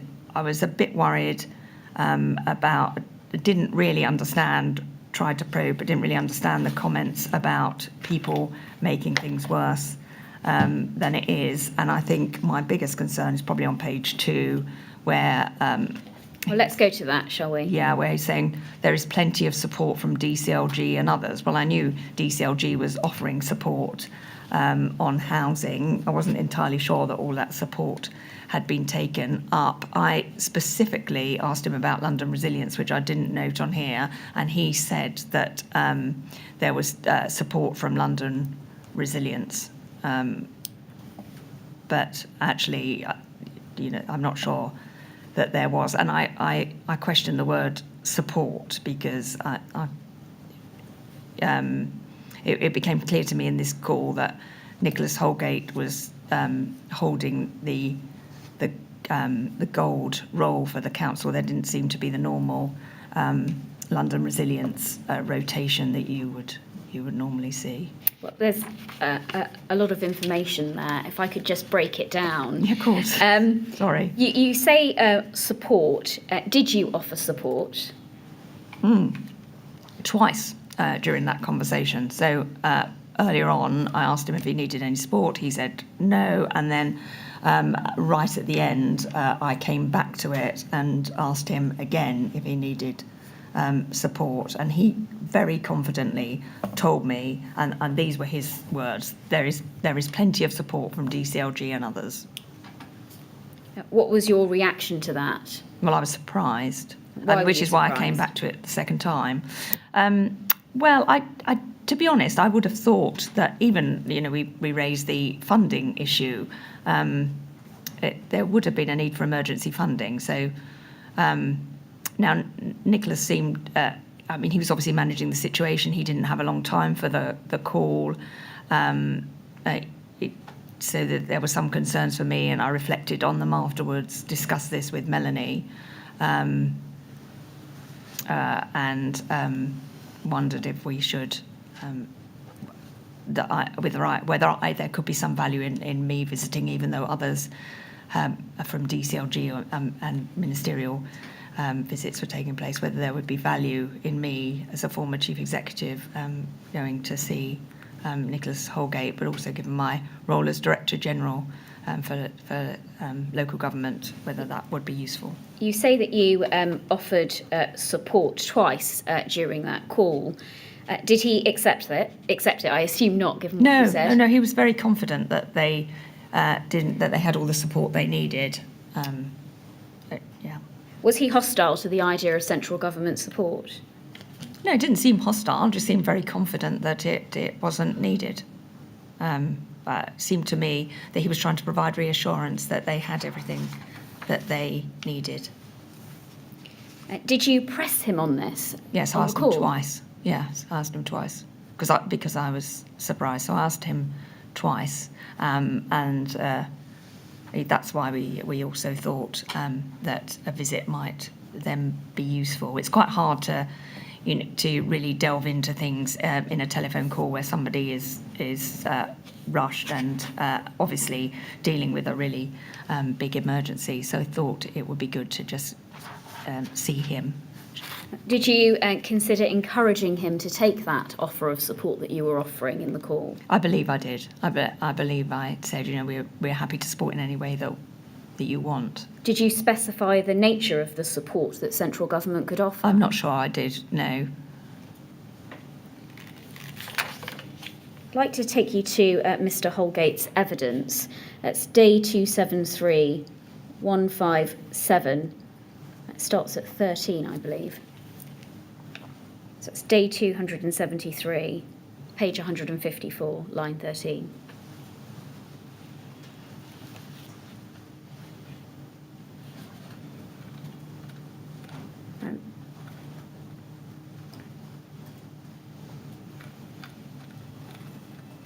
So Mr. Holgate is asked here.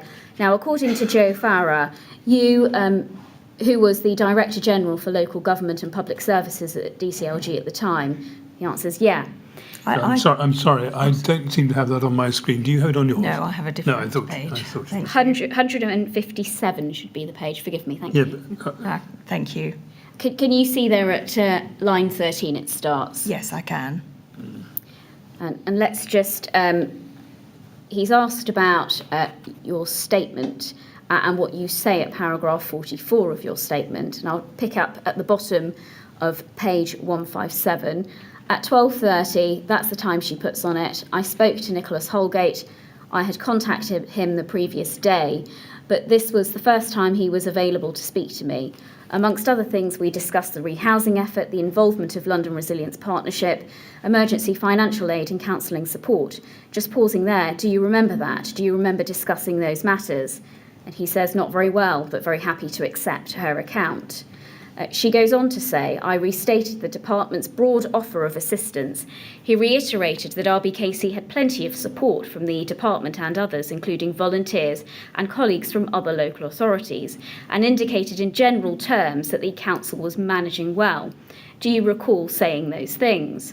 And he says, well, I think I was at the edge of thinking that at the time.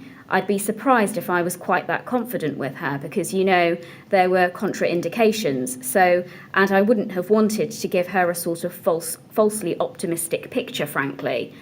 Right, she goes on to say, I twice raised the issue of whether RBKC needed support, but he was firm in his assurances that no further support was needed. Well, yes, is that right? I suspect that I did not have a specific requirement of her for further support. And then he then goes on, and I'll pick it up at line 14. The question is, would you say that from the conversation that was an unreasonable impression that she'd got the wrong end of the stick? He says, well, I think that it is true, given the offers of support from other boroughs and volunteers and the Red Cross and such like, that we did have plenty of support. We did not have, one can say with certainty, with hindsight, sufficient support. But I think it was as much about the bridging, I think that's supposed to say, of the support that we had as opposed to the quantum. Well, you've seen there what Mr. Holgate had to say. What do you say to that? Well, actually, I'm surprised that he didn't make a note of the conversation, actually, as I did. I think if you're a Gold Commander as part of your training, there's an expectation that you will keep a log. So I would have thought that he would have a log of the conversation. But And I mean, he was in the middle, obviously, of a really difficult situation for anyone to manage. But in my recollection, and it was a telephone call, so I didn't have the benefit of body language, but my recollection was that he was very confident that he didn't need support from DCLG or others. Let's go to CLG 40's 8230, please. It's the first email on the page at 8:40. We can see there it's your office emailing the office of Miss Dawes. I'm due to speak to the Chief Executive today, and we'll ask him about extra support. He was quite clear yesterday that he did not feel the need for this, but I will try again, and I think if we can persuade the Housing Director to have some housing support, that would be helpful. Catherine, I'm not sure if we could ask the Home Office if we should extend the Victim Support Unit to help the Council. Could you look at this? So is it fair to say that the following morning you sent an email confirming that you had spoken to him, offered him support, which he had declined? Yes. He did not feel the need for it. Yes. Why was there a need to persuade the Housing Director to take on housing support? I think I'd had an email. So I mean, going back to earlier comments that I made to put this in context, there were concerns from the housing side of the department that they weren't taking the offers of support that they needed, and there was more that central government, and by this time it was becoming clear that there was more that other councils might be able to do to help them.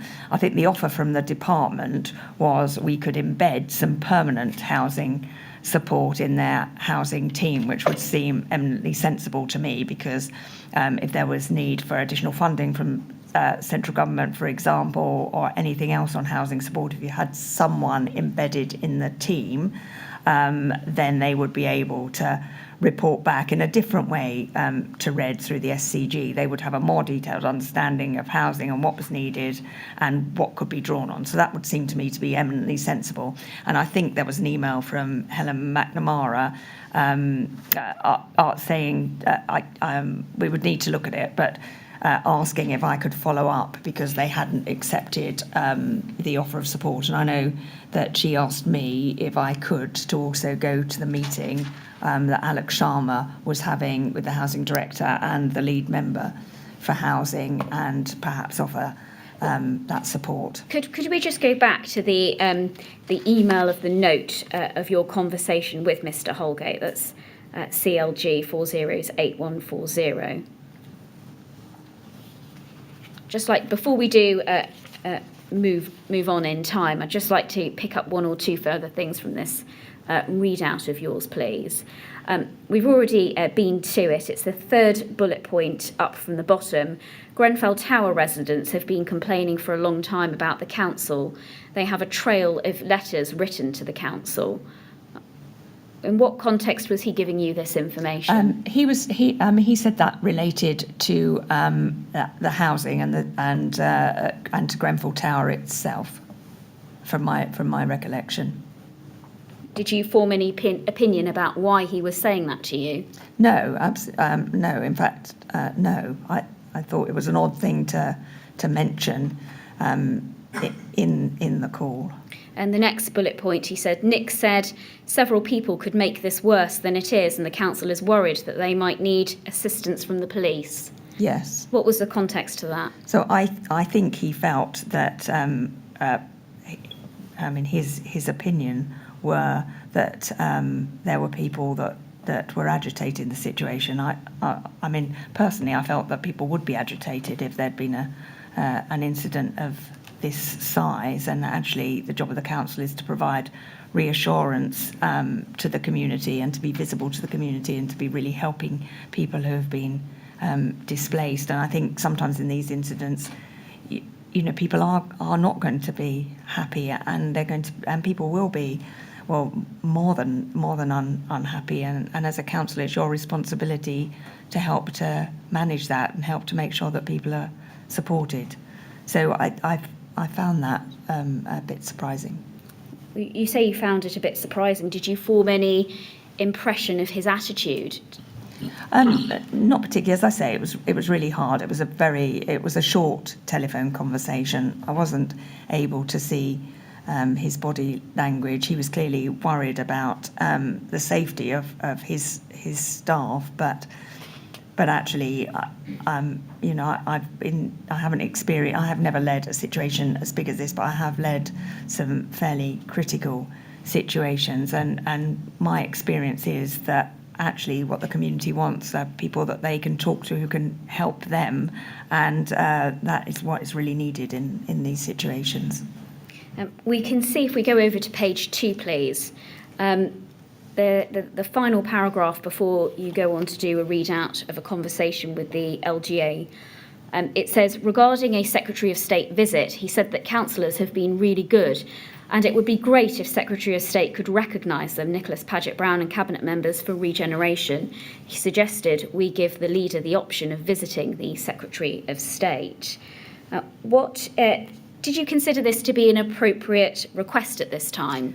I thought it was an odd request, because I thought if the Secretary of State is visiting, actually it's very natural for the leader of the council to meet the Secretary of State and do the visit with the Secretary of State. I mean, that would be usual. It seemed a bit odd to me at the time that he was asking if the leader could visit with the Secretary of State, but I would have expected the leader to be there to see the Secretary of State. And in fact, when we went the next day, the leader was there, and yes, and I think himself had expected to be there. What about his comment, or what your note says here, that they should be recognised? The councillors should be recognised. What was that about? Well, I felt that was a bit early to make that judgment, really. I mean, the response was still being dealt with. Clearly, there are a lot of people who have been displaced. It was a bit early to judge the performance of the council. Did this give you any kind of indication about where Mr. Holgate's priorities were at that time? Not really. It would be unfair to say it gave me an indication of his priorities. I mean, I'm sure he was very concerned with doing the right thing. I just think this is a big situation for anyone to manage. But things that started to become clear at that point were kind of the lack of support he was taking, particularly from London Resilience, because in previous incidents that have been managed in London, there's a very visible presence of London Resilience. So, well, let's just on that point, on London Resilience, let's look at your second witness statement, please. CLG 3030781, page 4, paragraph 14. You say this: as at the 14th of June, it was my expectation that the LLAG resolution should be activated if it had not already been. During my telephone call with Nicholas Holgate at 12:30 on the 15th of July, do you mean 15th of June? Sorry.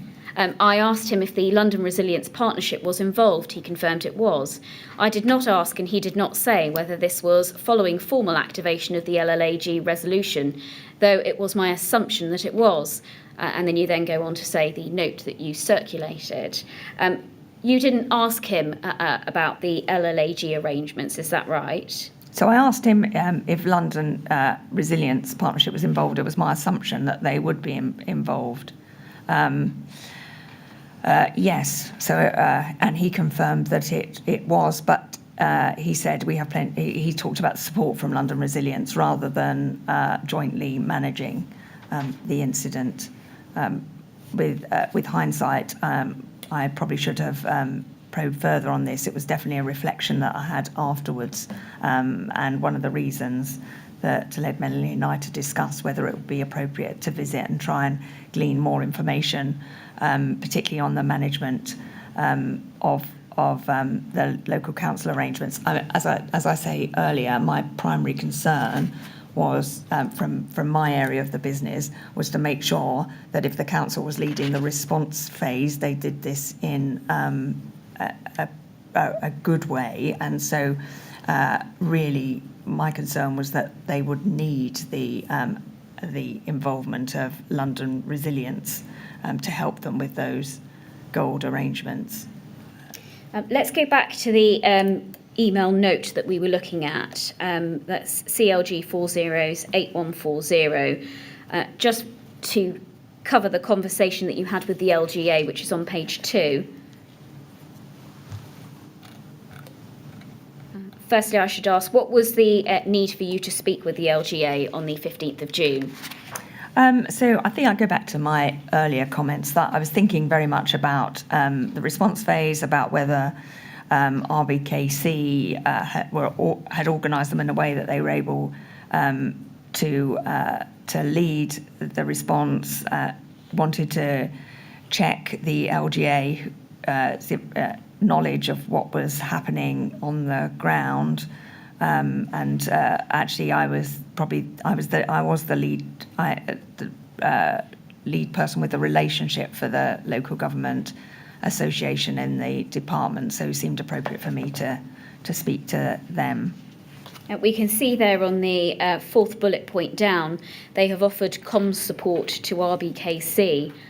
They said that wider comms should highlight how we are working closely together. Could we copy them into our press releases in advance? Do you know if RBKC accepted their offer of comms support? So the next day, it seemed to me that they were still trying to work out what comms support they needed. That was from a conversation with the leader. I'd like to move on to a conversation at 1:30 on the 15th of June then that you had with Miss Dawes. It was a conversation following your telephone call with Mr. Holgate and Mark Lloyd, is that right? Yes. The LGA, yeah.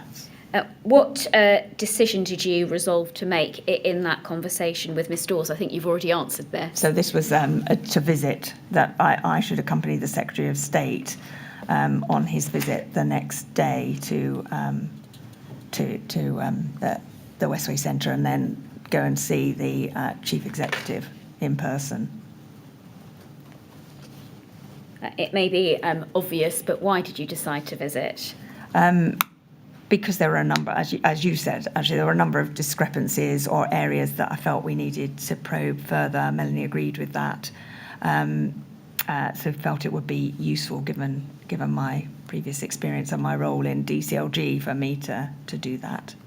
Would you normally visit the scene of an emergency?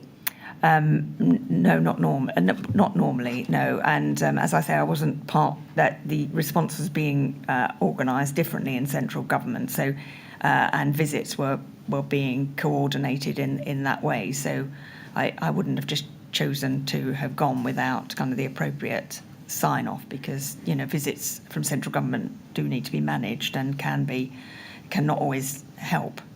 Did you consider, because of your previous professional experience as a chief executive, you had the ability to assess whether the response effort by RBKC was being well managed? Yes, yes, absolutely. But I wasn't. I think what I realised the next day, and maybe we'll discuss this later, I also felt that other people would see the things that I had seen. With hindsight, I've really reflected on the value of experience. But I definitely felt it could help.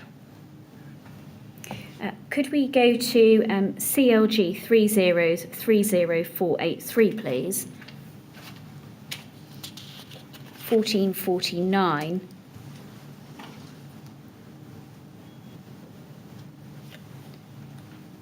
So it should be the second email in the chain.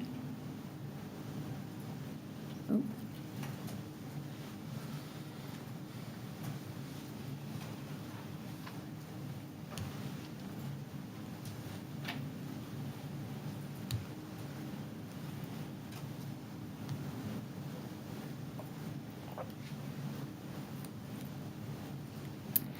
Thank you. We can see that now. 15th of June, 2:49 in the afternoon.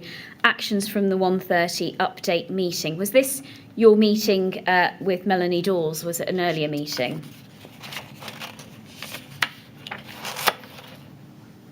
I'm not. I don't think this was my meeting with Melanie Dawes. Who was present in your meeting with Melanie Dawes? Was it just I think the two it was of you? just Melanie and I had met afterwards so that I could feed back on the conversation with Nicholas Holgate. I may have been at this meeting, but I think this was but I'm not sure if I was or not. I may have been. Well, later that day, on the 15th of June at 3:30, there was a ministerial meeting. You didn't attend that meeting, did you? No. But Catherine Richardson, the Deputy Director, did, is that right? That's right. As did Helen McNamara, Director General for Housing and Planning, who you've already referred to, is that right? Yes, yes. I'd like to take you to your first witness statement, please, at page 11, paragraph 49.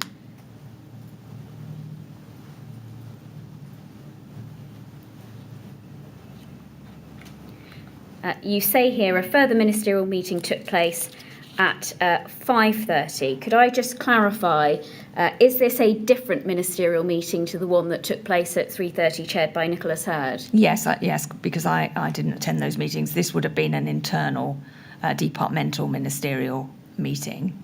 I think I was at a different meeting at the time. I can't, but yes, it says I was not able to attend this meeting.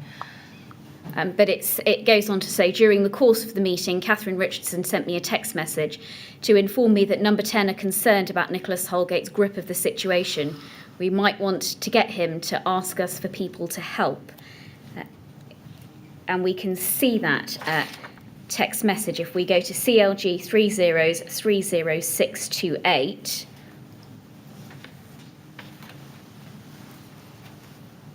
Yes. Just to navigate this, the responses in grey, the messages in grey, I believe, are Catherine Richardson, and yours are in green, is that right? Yes. And if we start at the top, it says, thanks, Jo, sure, let's chat after the Secretary of State meeting. Is this the 5:30 meeting? I'm not sure because it's quite early in the morning, so there may have been another Secretary of State meeting. There were regular Secretary of State meetings during the day. I don't think that the time that you can see there at the top is necessarily the time that these messages were sent. Okay, so I'm not sure then in that case. In green, you say this: I've left a message for NH. Is that Nicholas Holgate? Yes. He hasn't come back yet. Anything particular you need me to cover? I've put him in touch with our housing team about the rehousing. Jo.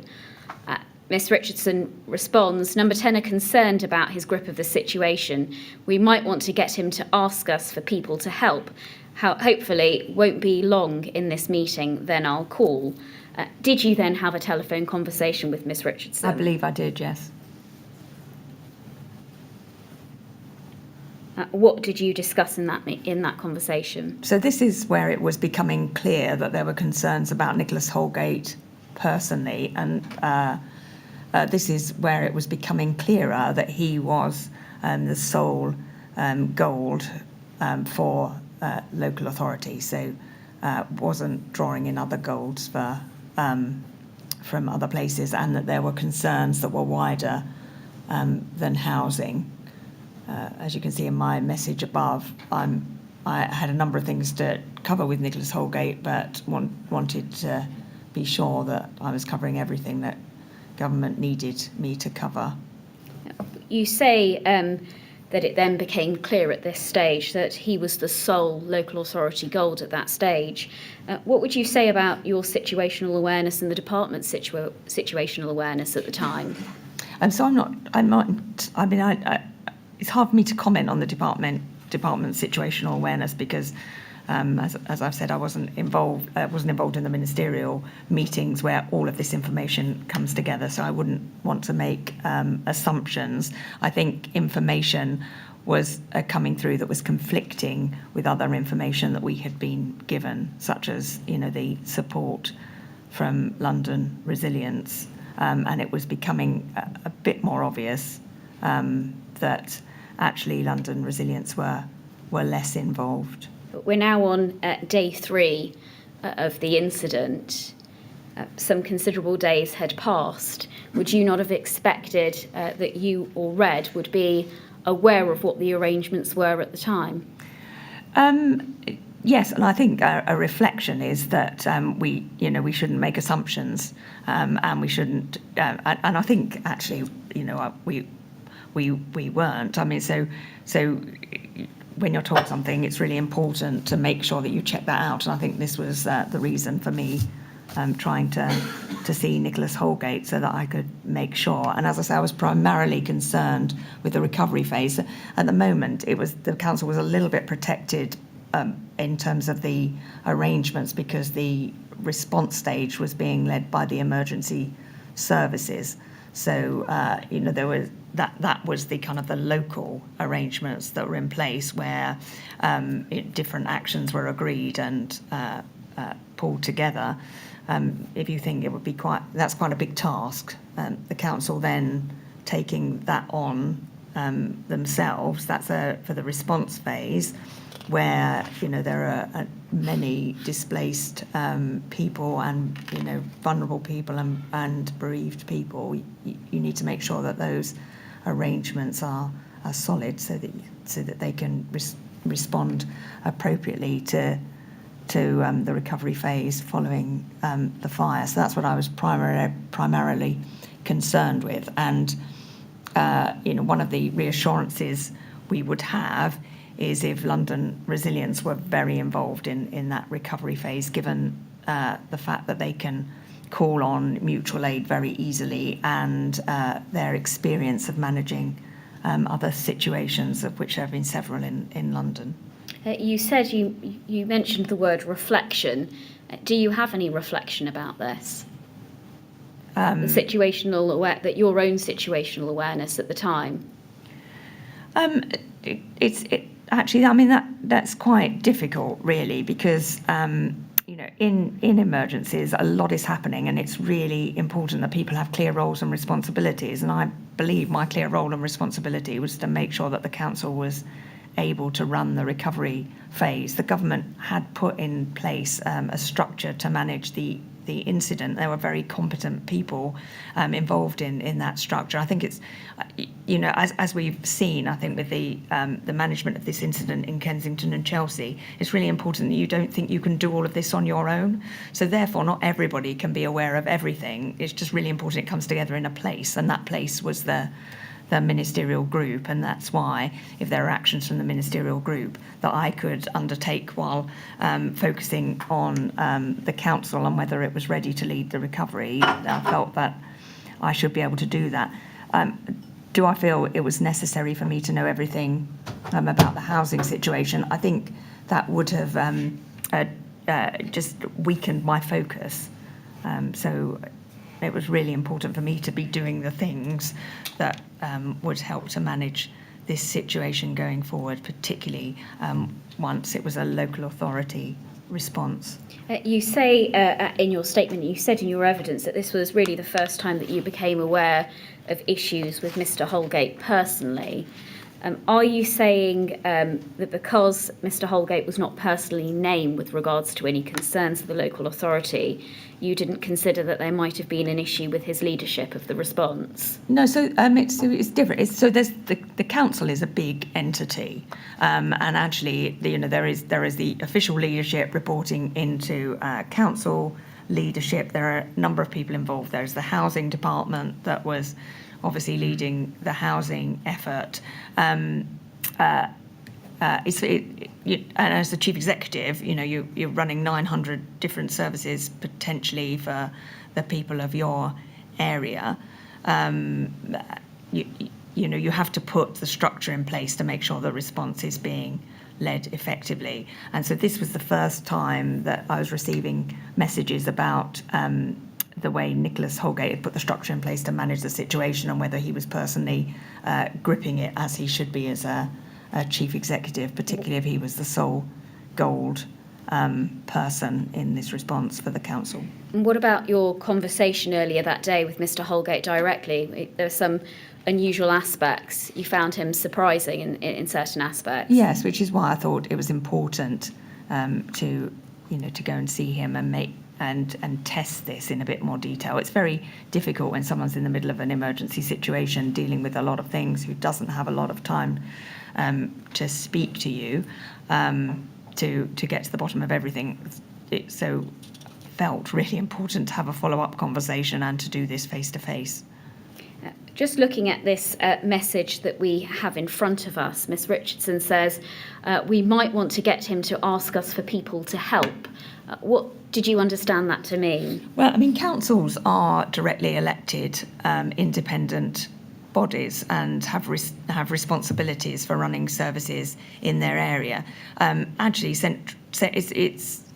there aren't really quick mechanisms for local government to intervene and take over local councils. This can take quite a while to do this, and we have done it, but it doesn't happen overnight. I mean, this is obviously a fast-moving situation. I mean, the best thing for the council to do is to open themselves up and show where they need help, and then we can all work together as a team to make sure that that's provided. And in fact, that from my experience of local councils, that's normally how the situation works. So I've never really seen a reluctance to ask for help from central government if it's needed. I mean, that's not saying there isn't. Just in my experience, if help is needed from central government, it usually is. And we've seen this in, for example, several incidents of flooding across the UK, or in really difficult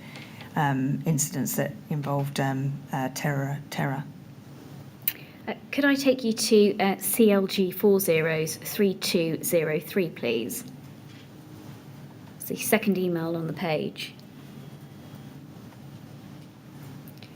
15th of June.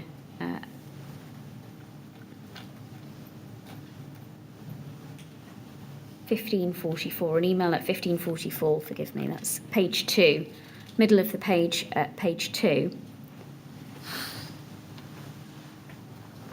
Hi Jo, so from a member of DCLG to your office.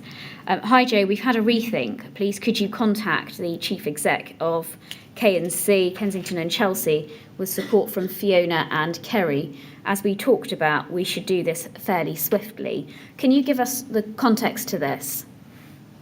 I'm trying to remember. So this was in the afternoon of the 15th. I was going on the 16th. I think I'd been asked to raise this with Nicholas Holgate.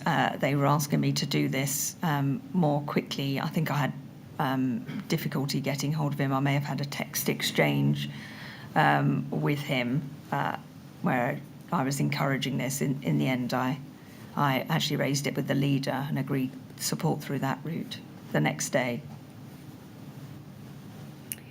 I'd like to take you to the following document, CLG 3030628. And we can see here, let's follow the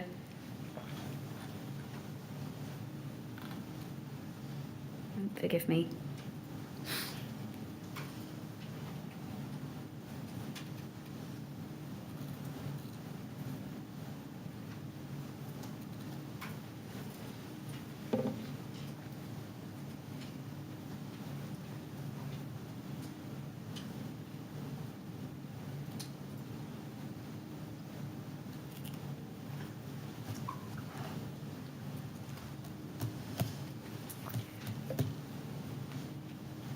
Sorry, could we go to CLG 3030414?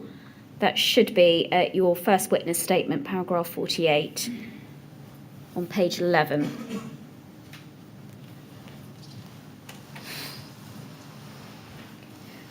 You say here at 5:02 p.m, I again telephoned Nicholas Holgate and left a message with him. Can you help us with whether that was a voicemail message or a message with his office? No, I left a voicemail, and I also asked my office to get in touch with his office to find a time for us to meet the next day, and I confirmed with him that I would be visiting the next day. Yes, I'm not. It was difficult to from my memory, to confirm a meeting. You also say there in the next line, in the next two lines down, that Fiona Darby, Deputy Director for Homelessness within MHCLG, had agreed to work with the RBKC housing team. Do you know if she was then deployed that day? So I saw her at RBKC the next day with the Director of Housing. And I think it was one of her team that we had wanted to embed, or that the housing team had wanted to embed in with the RBKC housing team to make sure there was a link back to central government. This was being agreed outside of my area, but because I was visiting and in contact with the chief executive, I was also asked to raise this. But I believe that, and actually I'm sure that the offer of support had been raised separately with RBKC. You also say in this paragraph further down that Lizzie Clifford from the Housing and Planning Group in MHCLG was also subsequently embedded at RBKC housing team and provided her expertise in support of the rehousing effort. Is that right? Yeah, and she was very helpful. I mean, so is it appropriate this time for me to talk about how when I raised the points about having housing support and how we came to have Lizzie embedded in the team? Would that be helpful? So when I visited on the 16th. Well, if you're going to talk about the visit, could we just come to that? Yeah, sure. So, but it was through the visit on the 16th and the meeting with Alok Sharma that we managed to embed Lizzie, and we might want to come back to that. I think it's important. We will come back to that, but if we could just move to the correspondence on the evening of the 15th of June then. We can see here an email that you received at CLG 403210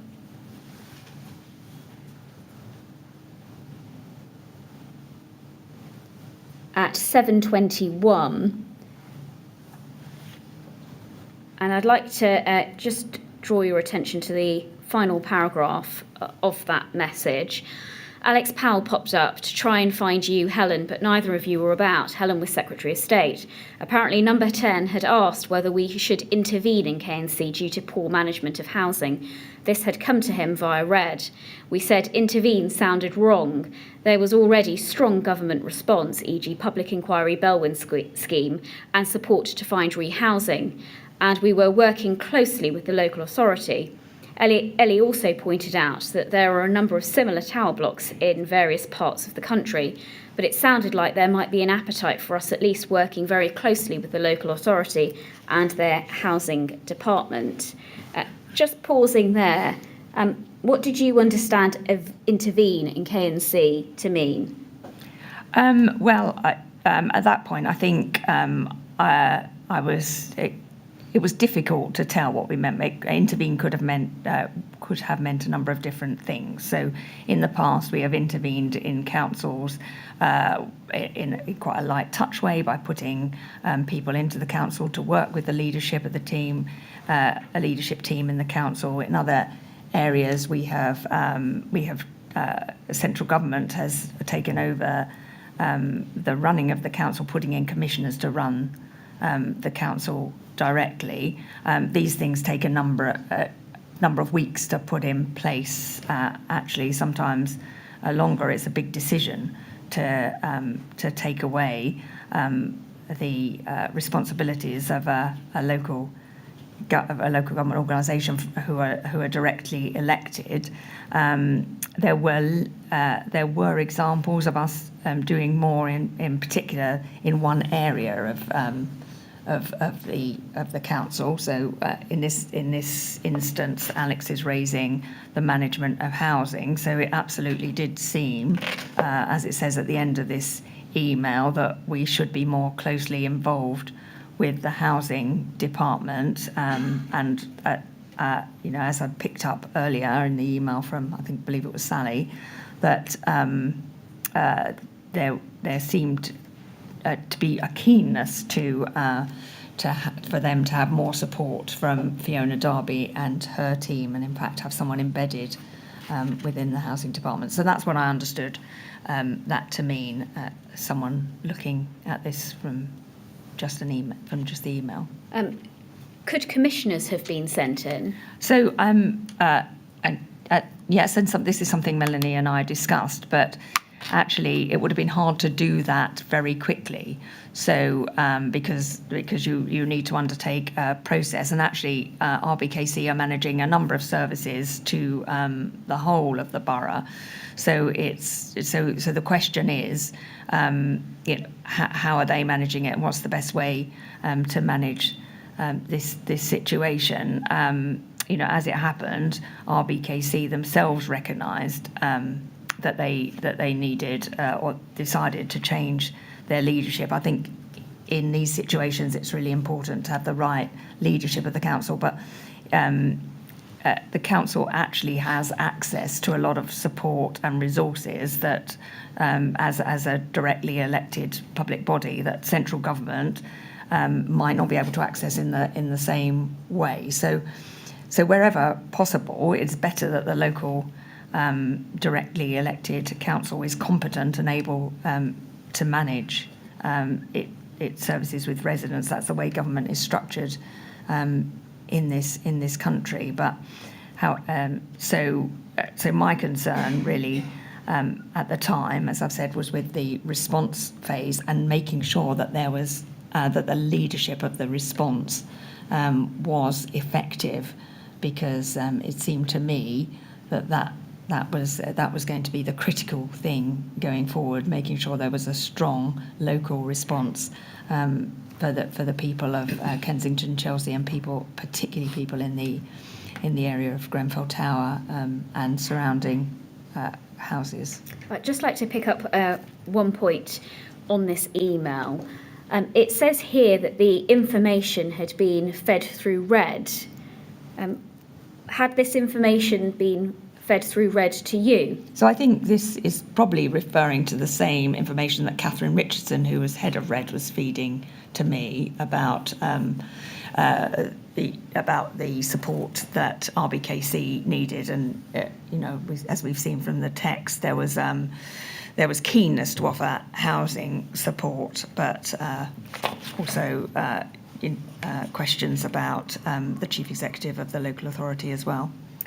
Could we go to much later in the evening on the 15th then to 10:25 CLG 408222?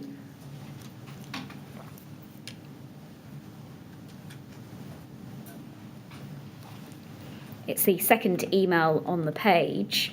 It's an email from Helen McNamara to your office, and it's the bottom of the first paragraph. She says 77 households are in hotels and there are 30 people who slept in the respite centre.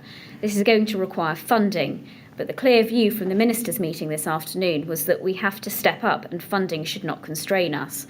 I think this sits best as part of the recovery and response work rather than the other housing issues. So if you are okay to do so, it would be great if you could help to cover this aspect. What did you understand Ms McNamara was asking you to be involved in at this point? So I understood it was help with the funding, and as the local government finance team sat under my remit. So it was particularly the funding issues. There was then the next paragraph which talks about the housing issues which are under Helen's remit, where Fiona was going to go with Alok Sharma to meet the housing director. She wasn't able to attend, so she asked me to go in her place. And that was my understanding. Well, I'd like to move on to the 16th of June then, and communications that morning. Firstly, communication received by you at 7:41. That's at CLG 403272. You can scroll down to the email at 7:41. It's an email from Lorna Grattan at number 10 to the Office of the Secretary of State. Forgive me, not to you, but to the Office of the Secretary of State. Subject CLG support to RBKC. Hello, I spoke to Helen Mack yesterday after the cross-government meeting. There are still concerns here about how well organised the response effort is for those in receipt of it on the ground. Would it be helpful for them to have more support from CLG, for example, a small team of people seconded, similar to the Victim Support Unit? Could you let me know what you think? And then if we go up in the chain, we can see that email then filtered to Miss Dawes' office and to yours.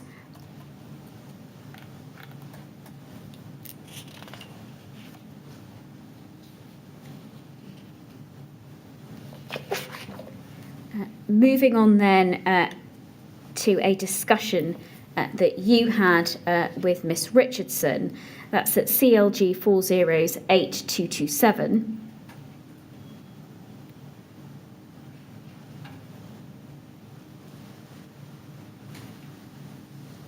And it should be the second email on the page at 802. We can see here an email from Catherine Richardson, 802 on the 16th of June to Robert Mason of the Resilience and Emergencies Division and to your office. The subject is CLG support to RBKC. It says, thanks, Helen. Yes, Jo and I discussed. Ideally, we can encourage Nick H to ask us for the specific help we're offering, copying Alex P, who should be kept cited on this. Just pausing there, what did you understand encouraging Nick Holgate to ask us for the specific help we're offering to mean? So in conversations in between those emails, I was told that specific help had been made from Helen and Fiona Darby's team to RBKC. What was that specific on help? On housing, and that wasn't being accepted. So I was asked to follow that up when I visited the next day. At 8:14, if we...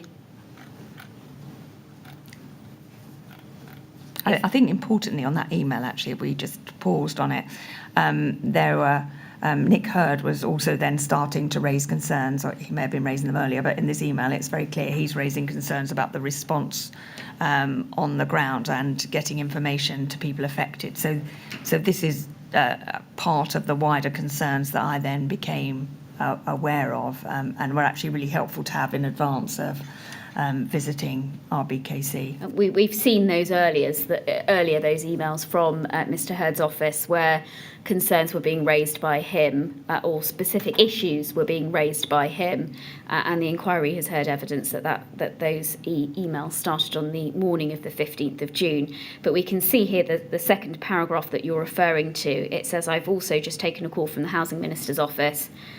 Nick Hurd is continuing to raise concerns about how the response on the ground is working, for example, getting information to people affected. Some of this is for the police rather than K&C, but we should consider a stronger offer of support. Then go up to the next email at 8:23 at the top of the page. I mentioned to Melanie yesterday, this is Helen McNamara saying, we need to really get on this. Actual PM is concerned, and this will run away from us if we haven't done something concrete today. Don't think politely waiting for Nick H to ask is right tactic. We are basically being told to grip. Was that the attitude to wait for Nick Holgate to ask for help before stepping in? No, no, absolutely not. I mean, I was asked to ask him to ask for specific help, and that's the way that it was being phrased. But I don't think anyone was politely waiting for him. I know Helen's team was certainly in touch with RBKC, and I'd had the conversation with him the day before. So yes, I mean, obviously wasn't copied into this email, although I do believe I may have seen it. And if we could go to CLG 408230, please. Well, before we do, can I just start this? I mean, what options did you have? What options did we have? Yeah. So, I mean, they would have been limited. I mean, the RBKC was a directly elected public body. The powers of central government to intervene are, as I say, are limited. I've never seen them enacted in days. So the best thing to do is to make sure that the council has the right leadership in place. I mean, I think, we saw, within a very short time, actually, that there was a different council leadership in place. If you have the right leadership in a council and the right resources, then they can often manage situations more effectively than central government. Central government isn't a local government service provider. Yeah, I understand that. But looking at what Helen McNamara is suggesting, she's suggesting that you shouldn't wait for Mr. Holgate to ask for assistance. And I was just wondering what powers you had to do anything else. So I mean, putting in commissioners is pretty much the last option, isn't it? And would take a little time. Yes, absolutely. I mean, that's the way to take over a council. And does that involve taking over all the functions of the council? It does, doesn't it? Generally, it does involve taking over all the functions of the council. I believe you may have been able to have a different arrangement, but that would have needed to be worked through because obviously, housing for one part of the borough, obviously, and social care, obviously it's hard to separate one bit from the council because they're providing support to a large number of people. But I'm not sure what Helen was referring to there, really. Because actually, as I said, there was a command structure. I think we saw from the 16th that actually if central government can help to persuade councils to act in the right way, we have a lot of soft power. Yeah, you can bring some persuasion to bear, but that was probably about it, wasn't it? Absolutely. Yeah. All right. Thank you. Yes. Just if I can take you to CLG 408230, please. It's an email at 8:20. It's a document that we have seen before.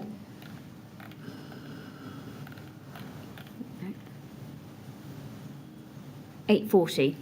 Forgive me, it's the first email on the page. We've been to it before. I just want to ask you about the final sentence here. It says, I'm not sure if we could ask the Home Office if we should extend the Victim Support Unit to help the council. Can you just explain what it was that is being asked here from your office? So we had set up victim support units in other incidents. And so I think I was asking Catherine, I mean, I haven't phrased that particularly well, and apologies for that, but I was saying, Catherine, could we ask the Home Office if we could extend the victim support unit? Is that appropriate? Because it seemed to me that might be a positive thing to do. I believe others raised that as well. But the victim support unit in other incidents had proved to be very useful. And did you have any involvement in the setting up of a unit of this kind in response to the Grenfell Tower fire? So Gillian Kay led on the setting up of that unit. Thank you, Mr. Chairman. I think that's a convenient moment. Is that a good point? Yes. I think it's time we stop now, have a break for some lunch. So we'll stop there. We'll resume, please, at 2:00. And as I said to you earlier, please don't talk to anyone about your evidence over the break. No, I won't. All right? Do. Thank you. Thank you very much. Would you go with the usher, then, please?